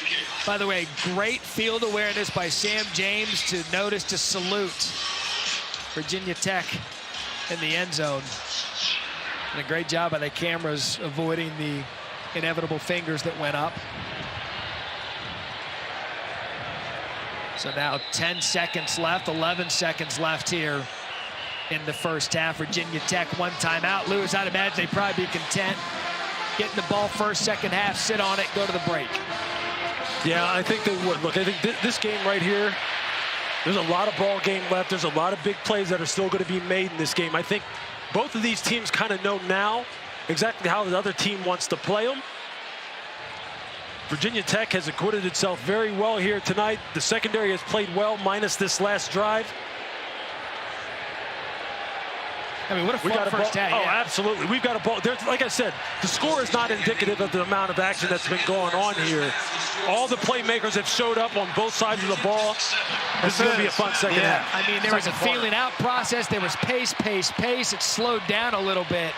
But now we've got the marching orders for this second half. 13-7, West Virginia on top. This is going to be a fun one to watch here at Lane Stadium in the second half.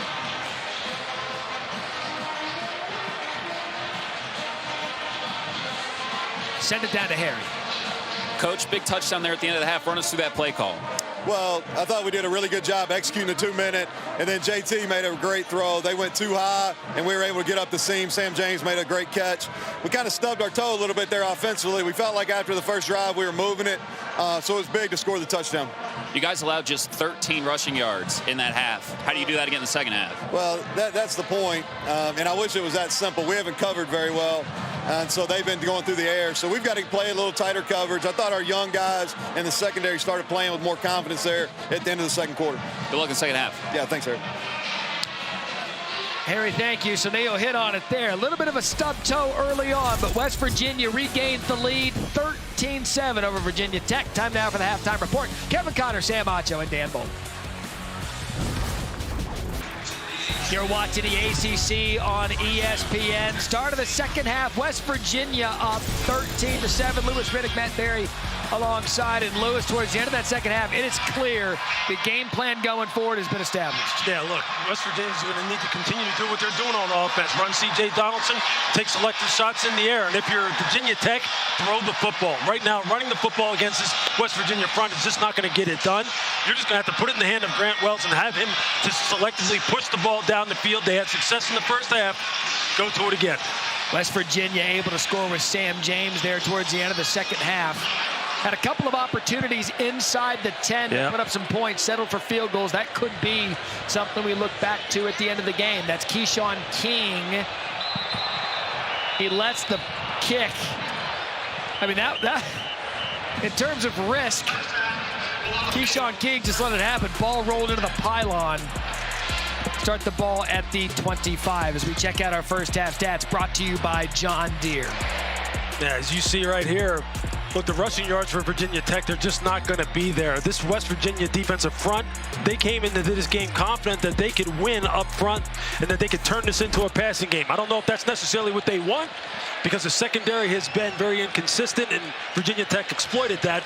Let's see if Virginia Tech goes back to the air here at the beginning of the third quarter. 11 of 18, 128 yards was Grant Wells in the first half. Quick throw to Nick Gallo, who's had a nice night at tight end. Aubrey Burks brings him down and a gain of 6. Yeah, it's a nice little play action type of throw.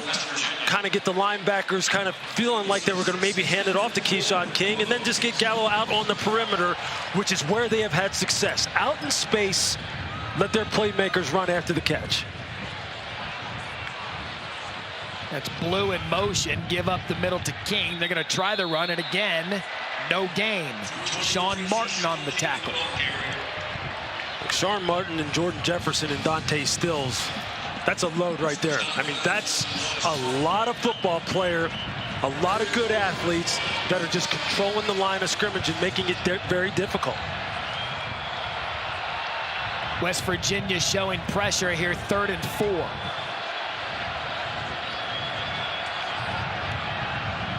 I think you have to get to Caleb Smith. He's at the top of the screen, number 80. He's got one-on-one coverage, and he's been winning the entire night.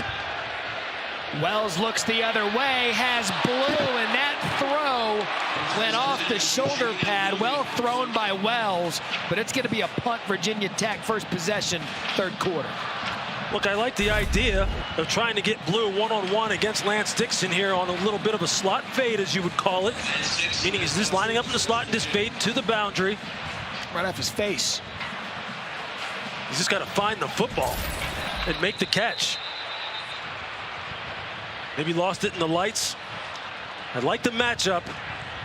Like the idea. Those are the opportunities you just have to capitalize on. So Reese Smith deep to receive the Peter Moore punt. Wind is howling right now inside Lane Stadium, and the advantage of the punter. And Reese Smith bobbles the punt. A Hokie is there. And that ball went out of bounds, and West Virginia avoided a disaster to start the second half. I had just mentioned, Lewis, the games that the wind is playing right now, and that ball went right through Reese Smith's chest. So I could see it up in the air here, up in the broadcast booth. I could see how the wind was carrying it to the left. And Kelly Lawson right there. You just got to bring that in. Yep, just got to bring it in. I mean, that's a huge game-changing type of play on special teams that Virginia Tech typically comes up with, but they got them pinned back deep. West Virginia has shown that they can drive the football the length of the field. It doesn't matter where they start field position-wise. But Virginia Tech's defense has to try and answer here. So ball at the 12. That's Donaldson off the left side. He had a nice first half. Tackled by Jenkins. Donaldson, 12 carries, 58 yards for the game.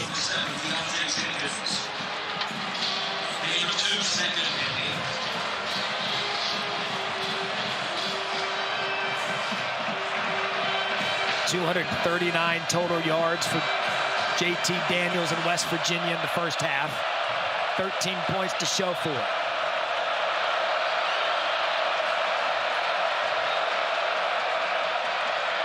Going to take a shot.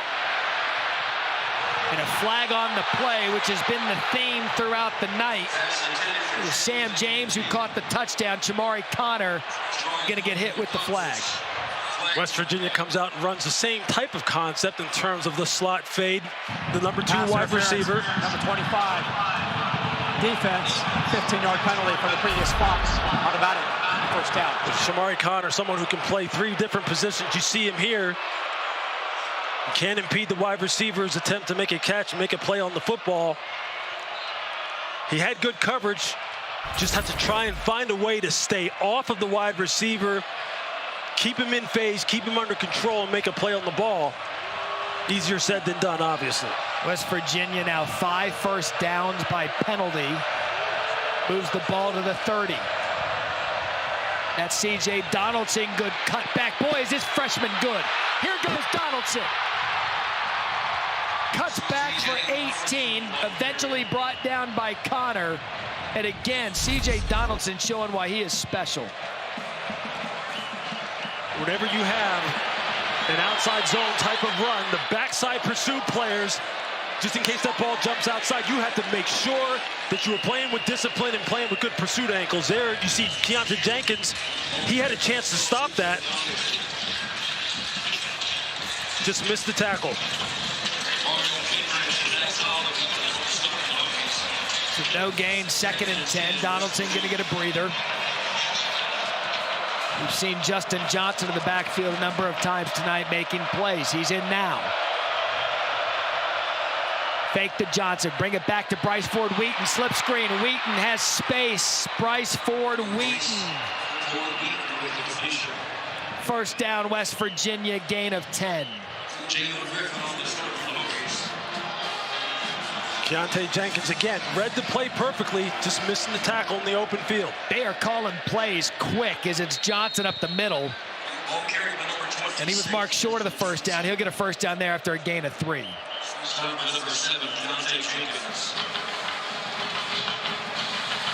tell you, this tempo is no joke. Having been on the other side of it numerous different times in my career from a defensive standpoint, let me tell you, when you get fatigued like that, not only does your effort go downhill, so does your mental ability to concentrate and play without making mistakes from an assignment perspective. It's exactly what offenses are trying to do, trying to get you to crack. Over the middle, intended for Ford Wheaton. It falls incomplete. Breon Murray, who's had the assignment tonight on the coverage. Lewis, this drive pretty reminiscent of that drive we saw early in the first quarter by West Virginia. They started way back in their own territory at the 2, able to move the ball pretty successfully. And they're not taking big shots down the field, but they're playmakers, they're ball carriers. The yardage after contact, their ability to make people miss in space is what allows them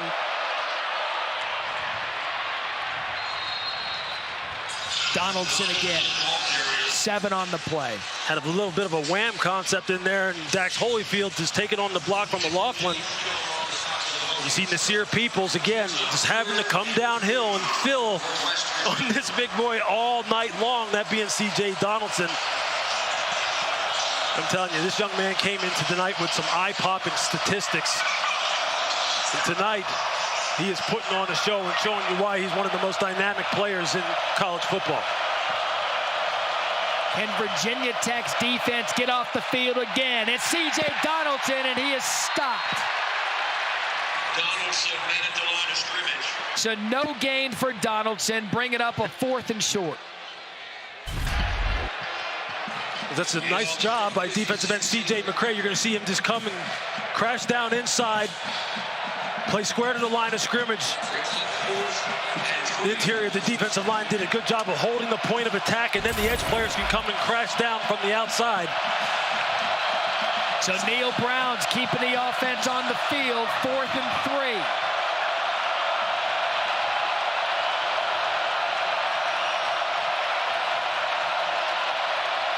Daniels to throw across the middle. First down, West Virginia. Caden Prather continues to have a big night.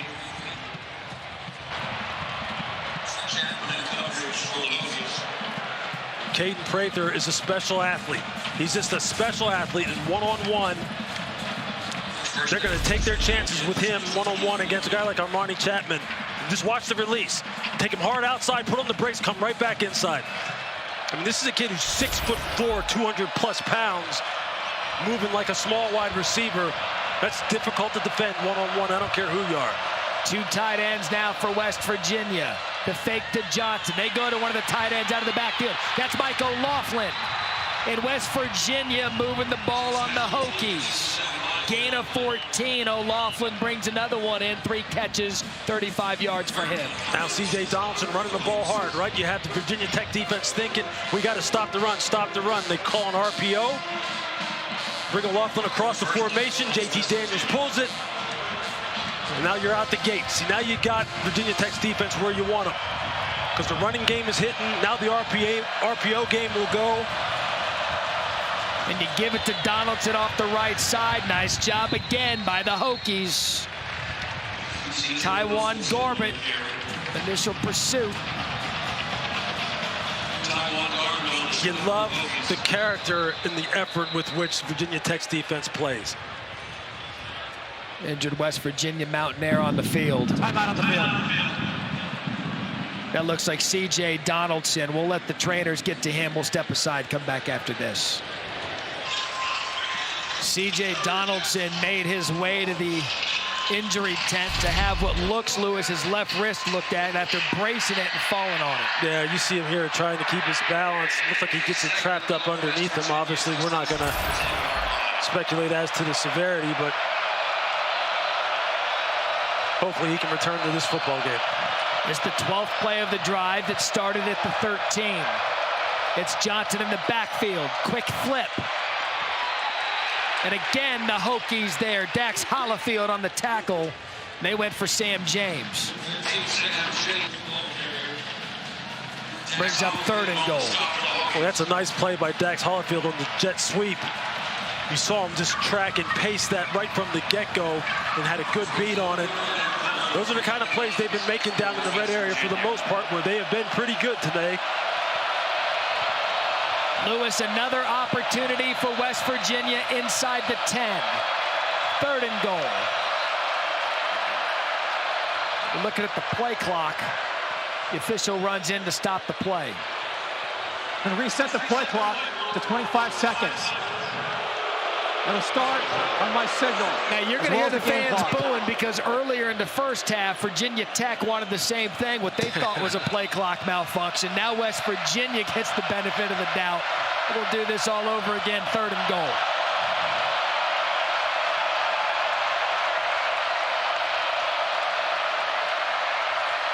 Daniels to the corner, wide open. He dropped it.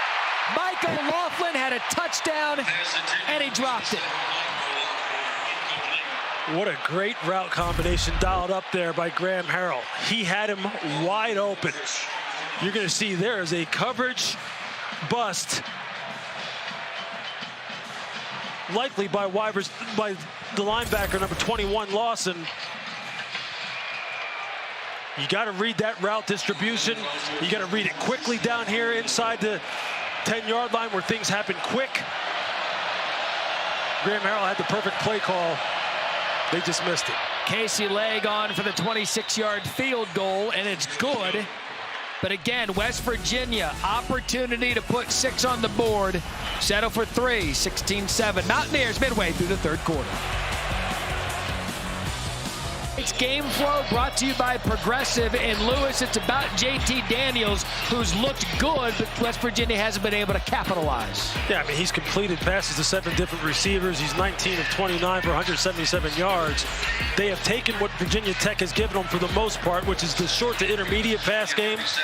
They took advantage of them right at the end of the first half on this cover 2 beater, right down the middle of the field to Sam James. But it's the missed opportunities, Matt, that you're talking about in the red area, where if they punch it in for 6, they have this game already blown wide open. They're letting Virginia Tech hang around. And if Virginia Tech can drive this football down here and punch this in and make this a 1-score game,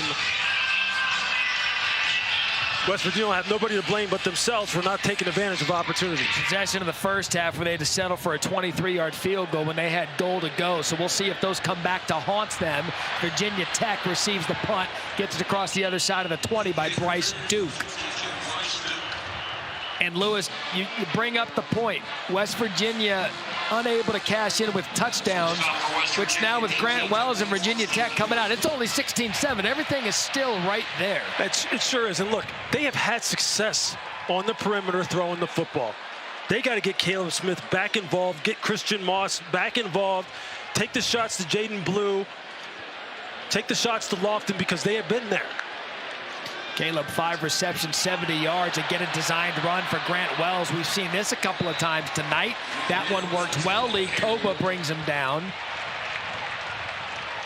Going to spot him short of the first down and a gain of 9.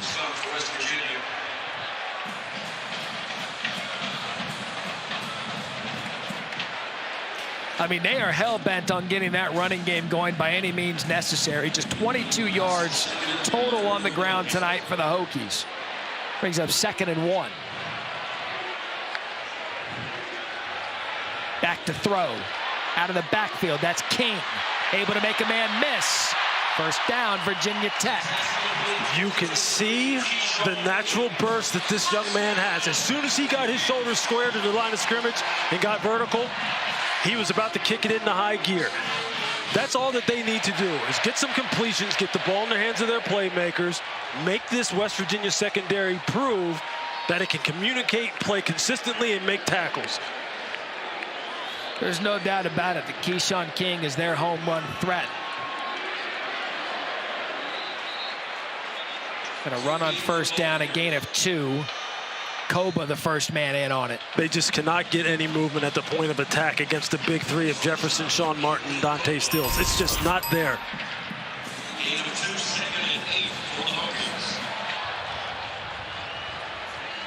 The longest run by a Hokie running back tonight, 2 yards.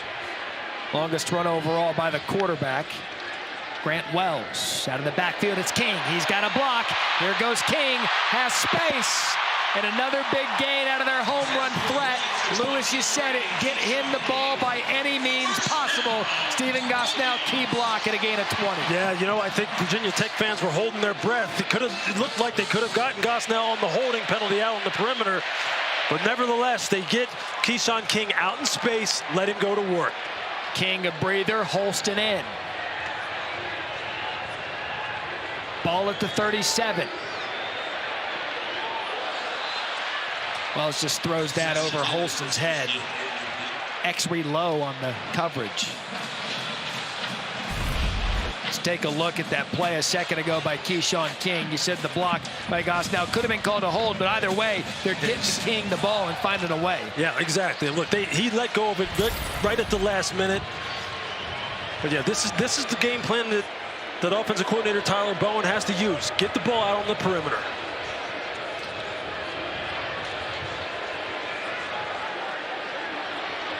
Wells looking to the sideline to get the play. Play clock under 10.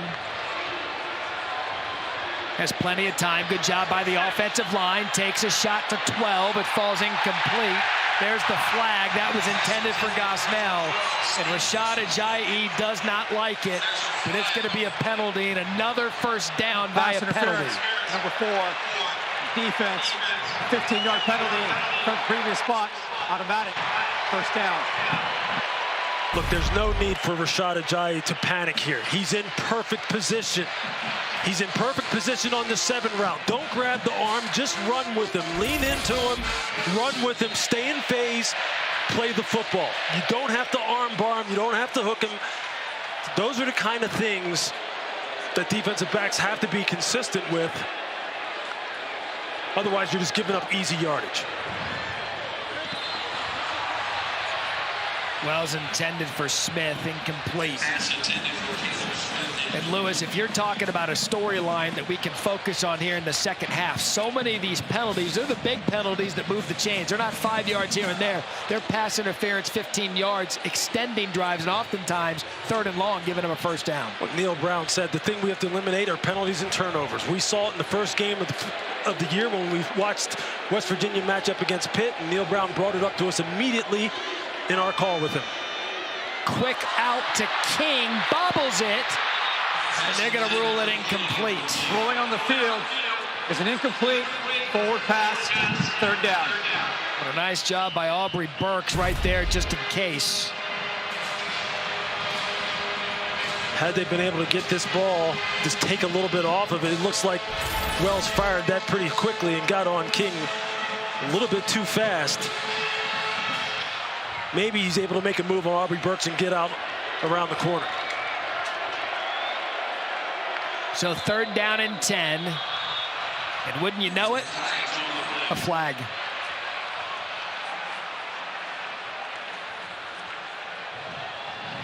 Snap infraction, number 55. Offense, 5-yard penalty, still 3rd down. Johnny Jordan, the center. 11 penalties, 78 yards for Virginia Tech. And it's still just a 1-score game.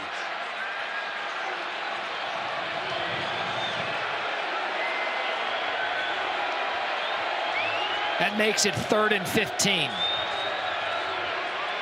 Pressure on Wells, escapes the pocket. Sean Martin was all over the quarterback on that one. It's going to force an incomplete pass. And again, drives stalling after moving successfully. Yeah, I mean, it's just tried and true in football.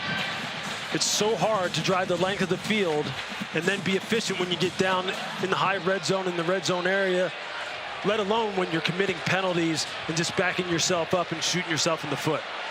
So Will Ross on for a 44-yard attempt. First year playing college football. First game was against ODU, and Ross's kick right down the middle. The soccer player turned college football kicker gets Virginia Tech a little bit closer. Now 16-10, just over 4 minutes left in the 3rd. ESPN app. Buckeyes are on a 17.5-point favorite in that one. Wisconsin brings in Braylon Allen.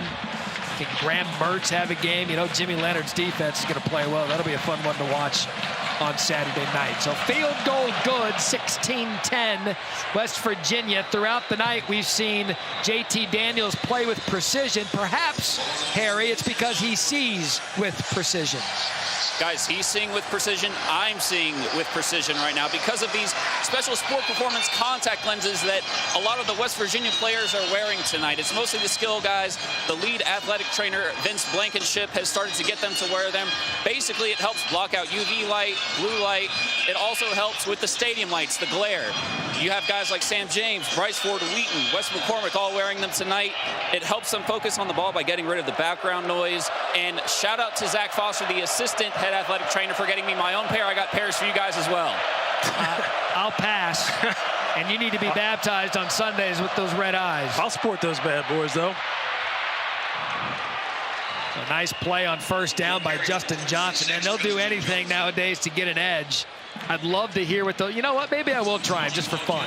Here comes tempo West Virginia. They snap it quickly. Again, it's Johnson. Nice stutter step. Johnson has space. What a patient run by Justin Johnson. Big gain for the Mountaineers, gain of 25. The offensive line, Matt, the offensive line, it's taking over. 2 plays in a row. Zach Frazier, their starting center, the guy who Graham Harrell says is the leader of this offensive line, is just demoing people. And there's Johnson again. West Virginia isn't even letting the chains get set. They're snapping the ball at a gain of 3. I mean, you just see it. The body on the body, they're running their feet. And once you get the interior of the defensive line running laterally on these zone runs, and they cannot anchor and or get penetration, the seams just naturally develop. And right now, Justin Johnson is exploiting them. And now they got C.J. Donaldson back in the game. 17 carries, 83 yards for the freshman out of Miami. And he goes right up the middle. Just a yard short of the first down. More for Donaldson. Let's go back down to Harry. Yeah, guys, head athletic trainer Vince Blankenship told me that C.J. Donaldson has a left hand contusion, but he said he's going to be just fine for the rest of the game. Harry, thank you. We saw the left wrist. Good to see him back. Last possession down in the red zone. He fell on it. But now 3rd and short.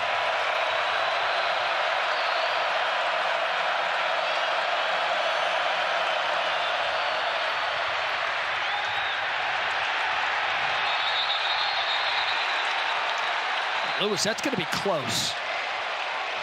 That's where they mark it. Yeah, that's right on it. They're going to call a timeout. They're going to bring out the chains. Yeah, that's too close to call from up here. Nice job by Jalen Stroman on the edge. You see Donaldson, see Stroman get off the block. I don't know where the forward progress of that ball was marked at, or where it really got to. So here comes the measurement. They've already got it marked 4th down on the sideline marker.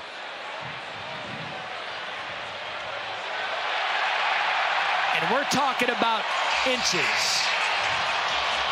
And Lewis. Interesting situation. I was about to say it, man. Didn't we see this at the backyard brawl?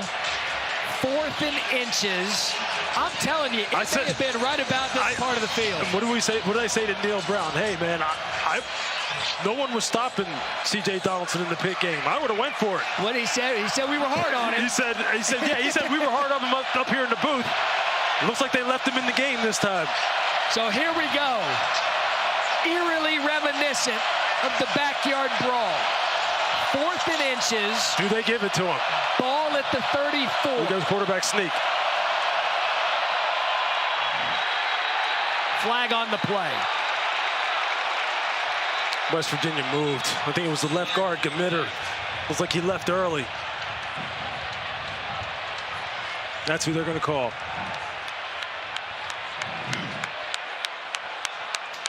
The penalties this game. Ball starts. Number 74. Offense. 5-yard penalty. Still 4th down. You just see him, you circle him, he's the left guard. You're just going to see him leave a count before the ball is snapped.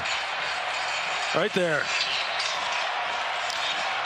I mean, Lewis, to be fair, we mentioned 4th and inches, go for it, but now 4th and 6. Offense still on the field. Big play in this ball game. He's not going for it. Play clock under 10. Down to 5, to 3. Play off. JT scrambles. Incomplete.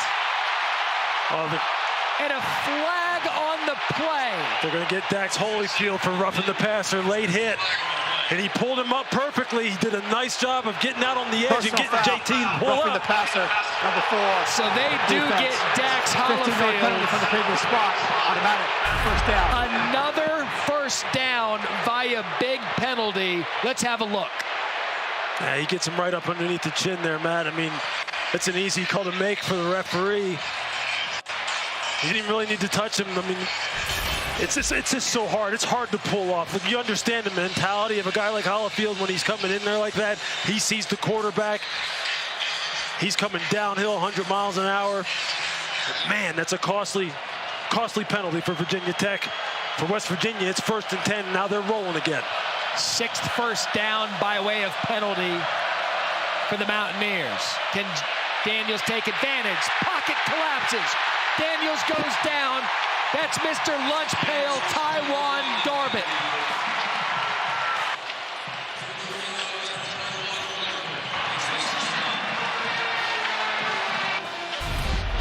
What a play by West Virginia. First sack of the night. You're going to see Garbett come off the right side of your screen here. You see him work up outside and then retrace his steps, come back down the stem.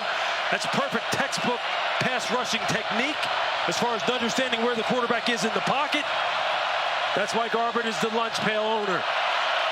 Now 2nd and 17, under a minute in the 3rd quarter. Johnson out of the backfield. And West Virginia's defense is starting to swarm after giving up that 3rd and long by a penalty. Holifield and Harvey combine on the tackle. I watched Holifield the whole way, defeated 2 blocks, got out on the perimeter to make that tackle. He's playing like a man possessed right now, like someone who understands that they need to make a big play. They need to make a big stop.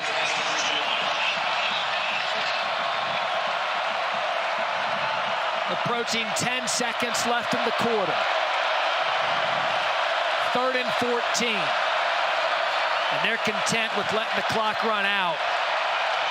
And we are heading to the 4th quarter of the 54th battle 3rd quarter. For the Black Diamond Trophy. It's a 1-possession game. Lane Stadium's about to get loud. We're back for the 4th after this. Kevin Connors, you know it. Also mandatory viewing. Lane Stadium as we begin the 4th quarter. Matt Berry, Lewis Riddick, Harry Lyles Jr. Big 3rd and 14 for JT Daniels and the Mountaineers. Tony Mathis in the backfield. Check that, Johnson in the backfield. JT, no one home.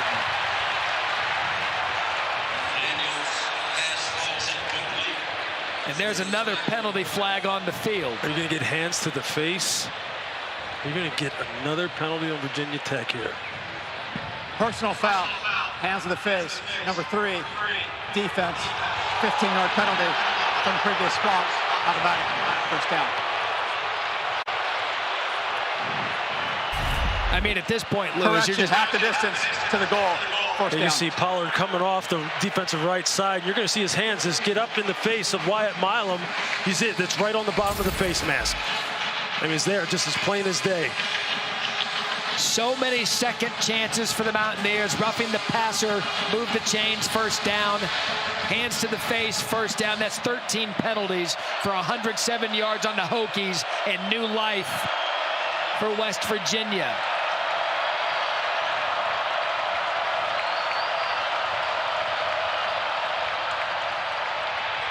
Johnson off the left side.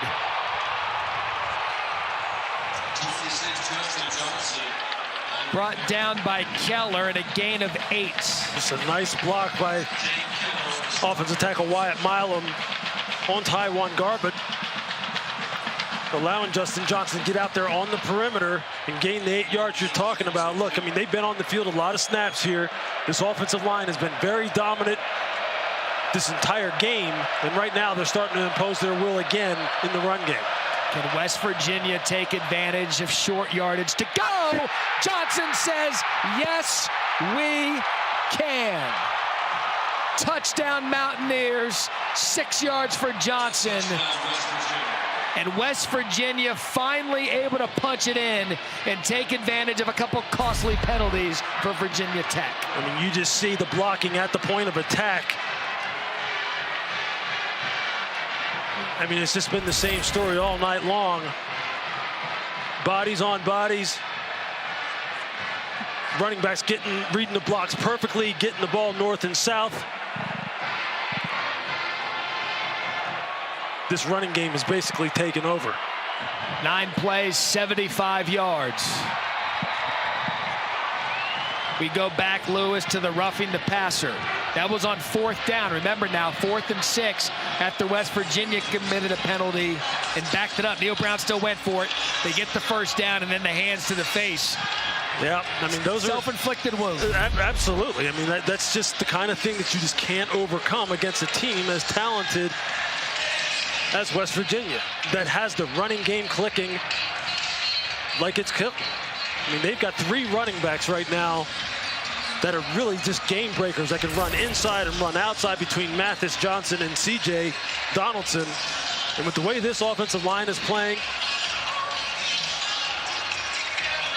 Lewis, I'm going to give you a stat. If you told me it was 23-10 West Virginia 4th quarter and Bryce Ford Wheaton would have 3 catches for 23 yards, I'd say you're crazy. But the guys that needed to step up, whether it's been Prather or the running backs you were talking about, they've done a good job executing when their number's been called. And then there's all that hidden yardage that we're talking about now with the penalties. That's how you explain these weird scores when they don't match up with the statistics. TJU and the Tigers have to travel to Wake Forest. Can they pull off an upset? Another busy slate coming up Saturday, week 4. So Grant Wells and the Hokies are going to try to get something going. That pass incomplete to Holston.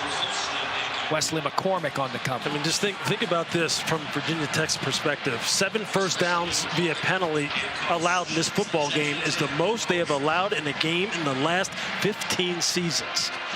I mean, that explains it right there.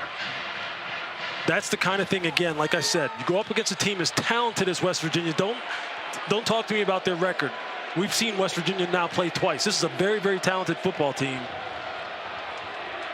That's the kind of thing you just can't overcome. 2-score game, 14-7 left in the 4th quarter. Virginia Tech still going to try to get it going on the ground. They need chunk yardage and they need scores. They need touchdowns. The running game has not been there for them all night long. It just hasn't. I mean, Grant Wells is leading the team in yards per carry at 4.2. No one else has over 1 yard per carry. Keshawn King, 0.7 yards per carry. Jalen Holston, 1 yard a carry. They're going to have to throw the football. There's 25 yards total rushing for the game for the Hokies. 3rd and 8. Wells. Pass blocked, batted down. Mike Lockhart gets his paw on it.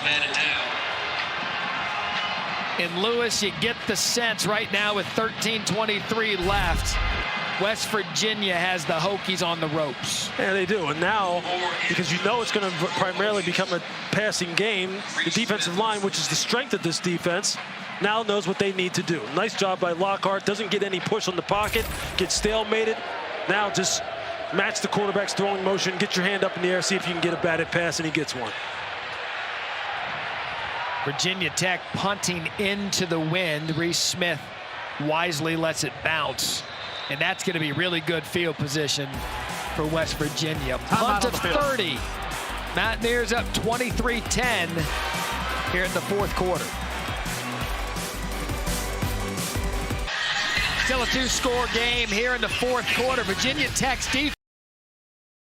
defense needs to come up with a stop. Harry, what do you think? Yeah, guys, after that last West Virginia touchdown, there wasn't a whole lot of discouraged faces over here on the Virginia Tech sideline. Defensive coordinator Chris Marv was encouraging his guys, telling them, hey, we're still in this game. Keep making tackles, keep making plays. A turnover, a stop. We'll see what happens. JT Daniels has other ideas. Reese Smith wide open in the middle of the field. And that's how you get a drive started if you're West Virginia. Tamari Connor brings him down. Smith picks up 28. But that's the effect of the run game. The run game has the linebackers playing shallow, playing up near the line of scrimmage, not getting any depth in their zone pass drops. That second-level throwing window, those intermediate crossers, they're going to be there now. This is what offensive coordinators ideally want, and that's what West Virginia's getting now. There's that run game with Donaldson. Gain of 3. I mean, you see Reese, you see him just get right in behind The interior zone droppers. I mean, and that's the effect of the run game. That's what that is. Linebackers play it slow. So Mario Kendricks, the injured Virginia Tech player, we're going to step aside while he gets looked at. Giants 2-0 for the first time since 2009. Giants and Cowboys Monday Night Football. They haven't needed the Giants Vodtech alum Tyrod Taylor yet. By the way, 2010 ACC Player of the Year. Daniel Jones playing well enough. Our celebration of Hispanic Heritage Month continues. 8 Eastern, 5 Pacific on ABC, ESPN Deportes, and ESPN Plus. Peyton and Eli back Monday night. Look at a game summary here. West Virginia up 23-10. The Virginia Tech offense and the penalties have been their undoing tonight. 188 total yards for the Hokies, averaging 364 total yards per game this season, 12th in the ACC. And just haven't been able to get it going. So 3 wide receivers for the Mountaineers, 2nd and 7.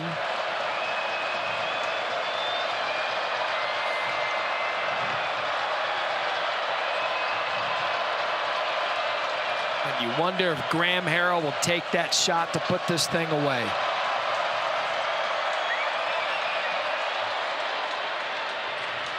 Instead, it's Donaldson on the ground, no gain. J.R. Walker, first player there. You don't want to go too conservative here, Lewis. No, you don't. You don't.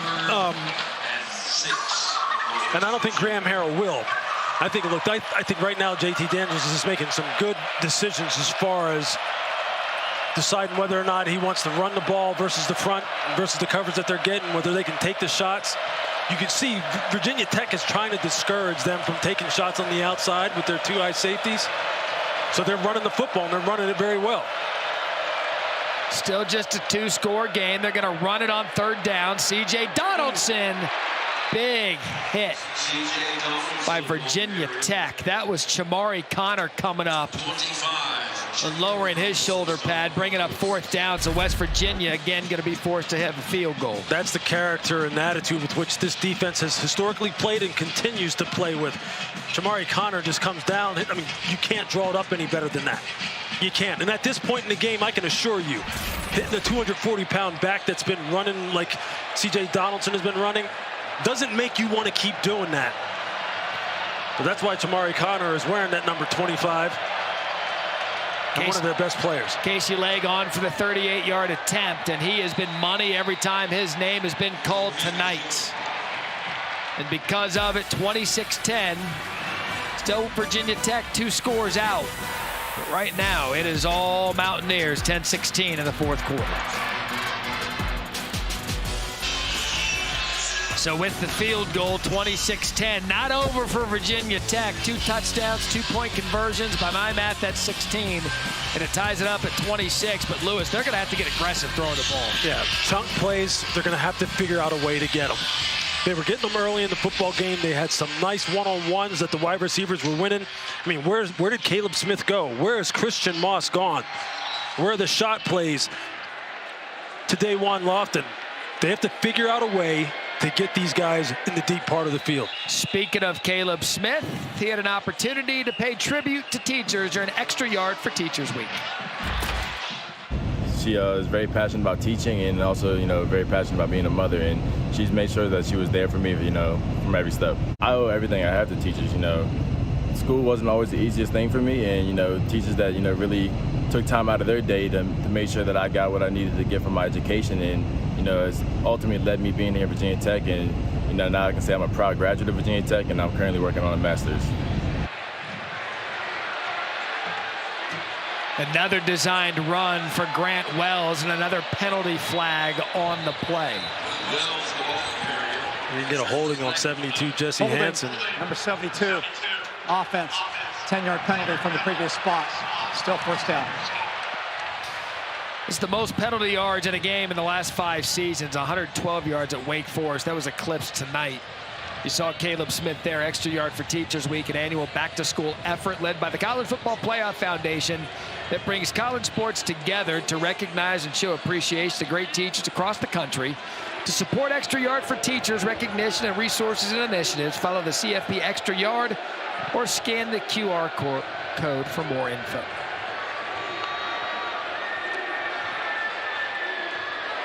Intercepted. Here goes West Virginia. Pick 6, Mountaineers. That's the true freshman Jacoby Spells. And that just might keep that Black Diamond trophy in West Virginia.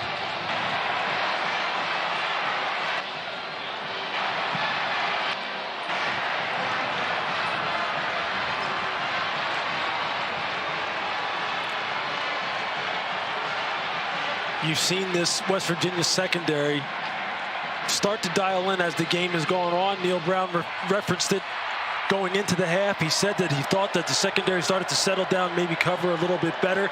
If this phase of their defense can actually continue to grow, this team will get better and better, and this team will be one that you will hear from late in the season. I mean, this true freshman, he had a couple of big plays earlier. But here you see Spells here down at the bottom of the screen. Just run the play here. We'll see what they run. They're just sitting in a 3-deep zone, basically. And he just breaks on the slant. He just breaks on basically the 3-step and just drives hard on it. You see how they match this pattern perfectly. They tried to run a little wheel route up the sideline. The flat defender took that one. Spells sees the slant. He says, I'm just going to take this one. I'm going to read the quarterback's eyes. I'm going to break on the football with good vision, and then I'm going to finish. I'm going to turn into a running back and finish. That's how you draw it up. Now, if you're Jordan Leslie, the defensive coordinator for West Virginia, you're going, this is what I've been waiting for out of this athletic and gifted young secondary that I have, that he said he never lost any faith in, despite what happened against Kansas, despite what happened against Pittsburgh. They're playing better here after a shaky start. 4-star player out of Fort Lauderdale, American heritage for Jacoby Spells. And he, like I said, he's keeping that trophy in Morgantown tonight as the West Virginia fans assembled in the upper right corner of the stadium. You can hear Country Roads here in the press box, and it's been an onslaught for their Mountaineers. 17 points in 4 minutes and 37 seconds. And this thing quickly got out of hand. And West Virginia, by the way, if the Mountaineers, which it looks like they're going to do, keep that Black Diamond trophy, Lewis, this is the last game between these two rivals on the schedule. So who knows when they'll get an opportunity for this again. But what a showing tonight out of West Virginia. Yeah, I mean, give them credit. Give them credit. This is a football team that, look, I mean, it's easy to say, well, if a couple of breaks go my way, a team could have more wins than they do have on their schedule. But legitimately, if you objectively look at how this team has played this year, and you look at the Kansas game, you look at the Pitt game, you can see why Neil Brown believes as though this team could easily be undefeated right now. And if you're Virginia Tech and you're Brent Pry, you're thinking, look, I know what our deficiencies are. I know where I have to recruit. I know what kind of players I need to get in here to make this football team better. Talked about depth and the lack of depth and the player they do want to bring in. They look, as much as any program in the country, Virginia Tech, Lewis, is one of those. You see the pass complete to the outside, it'll be a first down, Hokies. Of most of the programs in the country, Virginia Tech, look, they all want to have a culture, but you know what Virginia Tech's is, inside and out. It's blue collar, it's lunch pail, it's special teams, it's guys who come here that know what you have to be to play football here. Yeah, look, Brent Pry told us he wants the kind of guys who want to be here. That ball up in the air, up for grabs, and it falls incomplete. And he said, you can probably quickly tell what kind of guys want to be here when you bring them in for a visit. And you meet with them and you look them in the eye. Said he took this job because he knew he could be himself, as you see Gallo, the intended receiver. Lance Dixon's the one that forced it through. You want to talk about athletes again. I mean, Lance Dixon, who plays that will linebacker spot for West Virginia. I mean, here you're talking about a 5-star recruit transferred from Penn State. Look, West Virginia has them all over this roster. They have a bunch of really good athletes. That's a big play for Virginia Tech. Chance Black out of the backfield, getting the first down and a gain of 20. Nasir Cox is upended. But getting back to what Brent Pry said, look, he wants the kind of guys who want to be here, the kind of guys who embody that lunch pail type of mentality on defense and on offense, to be quite honest with you. And he knows that they have some work to do, and they'll get it done. This team, this program has a lot of tradition, has a lot of pride. I have no doubt he was an impressive guy to talk to in our production meetings. I have no doubt that he'll get it turned around to where he wants it.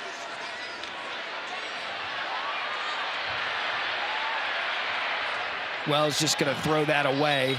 Pressure by Dixon again. You know, with what they had going offensively early with Wells, and you pointed it out in the first quarter that they were having a lot of success getting their receivers behind the West Virginia secondary. They saw with the touchdown of Caleb Smith, they had a couple of other opportunities.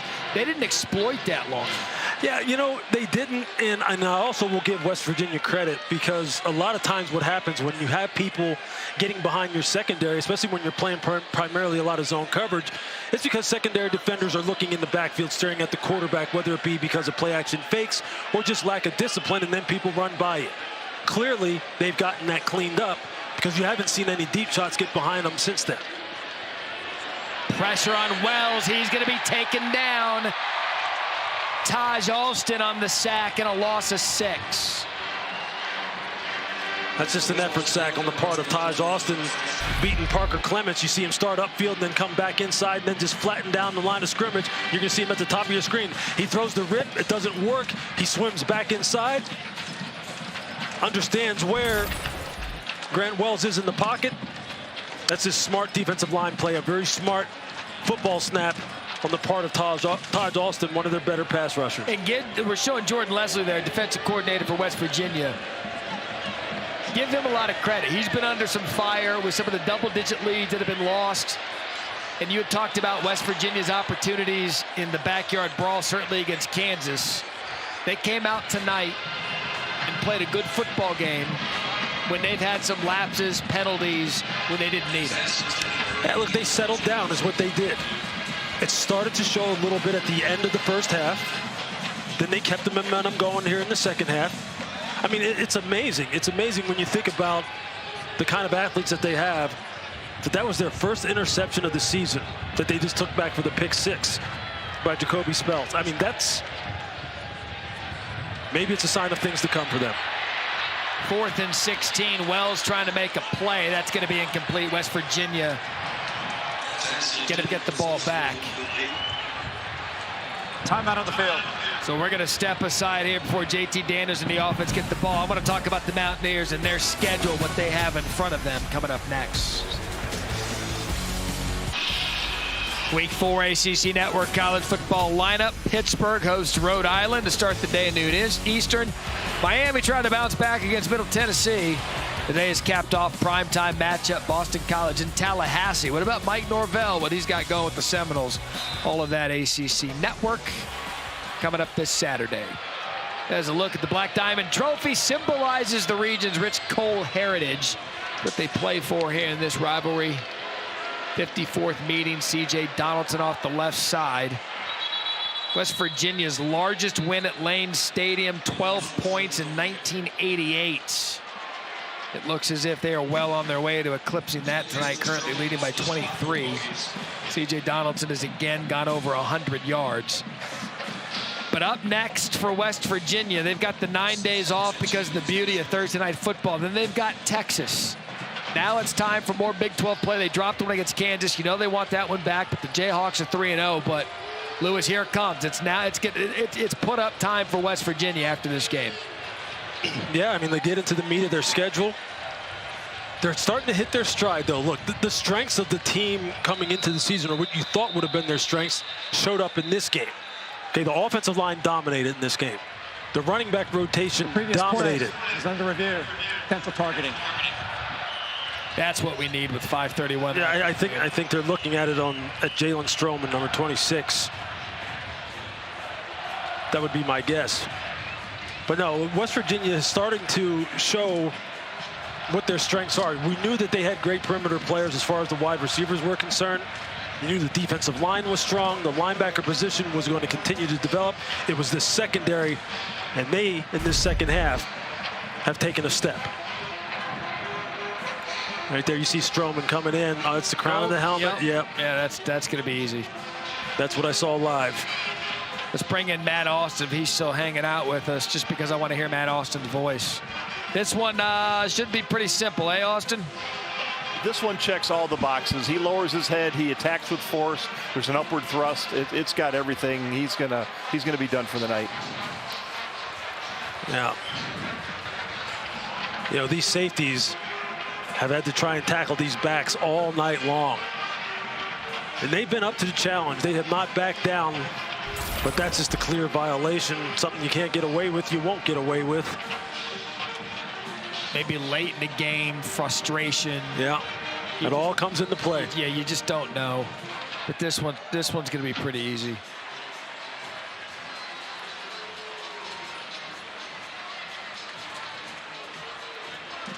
After review, it is determined personal foul, targeting, number 26, defense. 15-yard penalty added to the end of the run. Automatic first down. Credit the officials for that when a flag wasn't thrown on the field in play. The targeting was with the crown of the helmet. And so now Stroman at the end of the game, costly, because he'll miss time next week.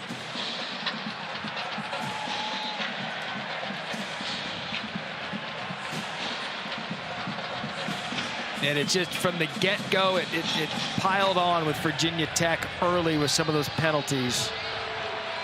15 penalties, 132 yards. That's a staggering number, for Matt. West Virginia. Staggering number for Virginia Tech. Right, and will West Virginia benefit? Oh, right. Yeah. You're giving a powerful offense 132 free yards. And you see here, just late in the game, just look at how the offensive line is continuing to block downfield, play with good leverage. And I'll tell you this, Justin Johnson has emerged in this game. He has emerged. Between him and C.J. Donaldson, look. That's a good-looking group. You're not kidding, because we were talking during the break, talking about how good of a game Johnson had. He came into it with just 19 carries for 62 yards. 4 catches out of the backfield for 29. He's knocking on the door of 100. I mean, but he's really separated himself tonight in terms of a second back. Tony Mathis. I mean, he's not got the start, 6 carries, 22 yards. But West Virginia now, I mentioned they have Texas coming up next week. Then they've got the bye week. But then you look at what they have in front of them. And you and I have talked about this since the Backyard Brawl of what we think West Virginia can be. At Texas, then Baylor, Texas Tech. You talk about West Virginia being in the conversation of the Big 12. You're going to know it here in the next 2 weeks with 2 ranked games against Texas and Baylor. Yeah, you sure will. You'll find out some things about them. It'll be interesting to see how they continue to develop, how the strengths continue to be strengths. This offensive line, the running game, the wide receivers, the quarterback, the defensive line. And if the young secondary can continue to gain confidence, play fast, not have mistakes, prevent big plays, because if they can do all those things, and I know that sounds like a lot, they'll be in every game, regardless of who they play.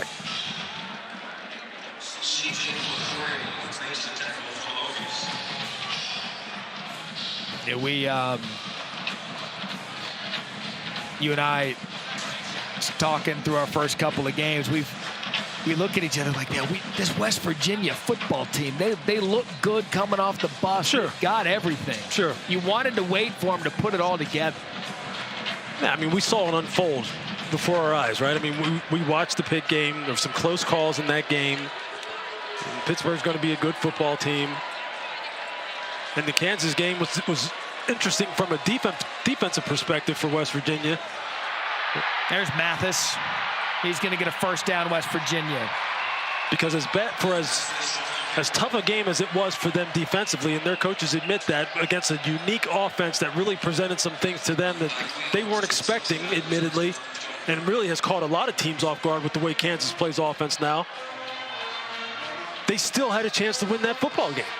They still could have won that football game, and the offense played, like they made explosive play after explosive play. And then what they did last week, you expected them to do against an inferior opponent. Now we'll see what they do when they get into the meat of their schedule. And Lewis, if we wanted to critique a little bit here, there were 2 times in this game they should have had touchdowns. Sure. And so, you know, they left 6 on the board a couple of times. But if you're Neil Brown, you win a rivalry, second rivalry game of the season on the road, and you do so in dominating fashion. When we finish up here, Sports Center with Scott Van Pelt. He'll have the latest from the Bronx. Aaron Judge trying to get that Roger Maris record. Key moments and reactions from Steelers-Browns on Thursday Night Football. He's going to reveal his winners for this weekend. And if I know SVP, he's also going to talk day 1 of the President's Cup. Golf action here on a Thursday. SVP Sports Center coming up. We're counting down, about 1:20 left in the game.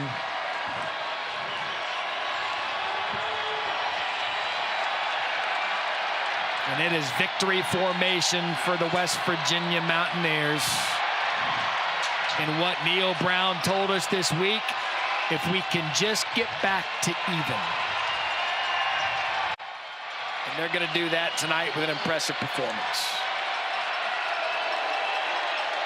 Well, they'll be a fun team to watch the rest of the way. They really will, because they've undeniably have got talent on the football team. And as we've said numerous times here over the past, during this second half, the young secondary needed to develop, needed to mature, needed to play with confidence. They started to do that. That pick 6 by Spells could really be a catalyst for this football team in the secondary, to show them this is what we're capable of doing. And if they can put it all together, you'll be hearing a lot more from this football team.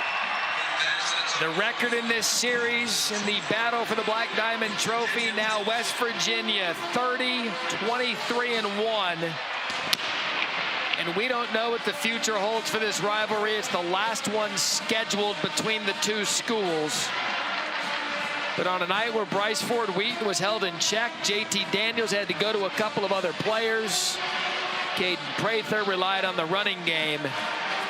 West Virginia gets the win 33-10 here at Lane Stadium.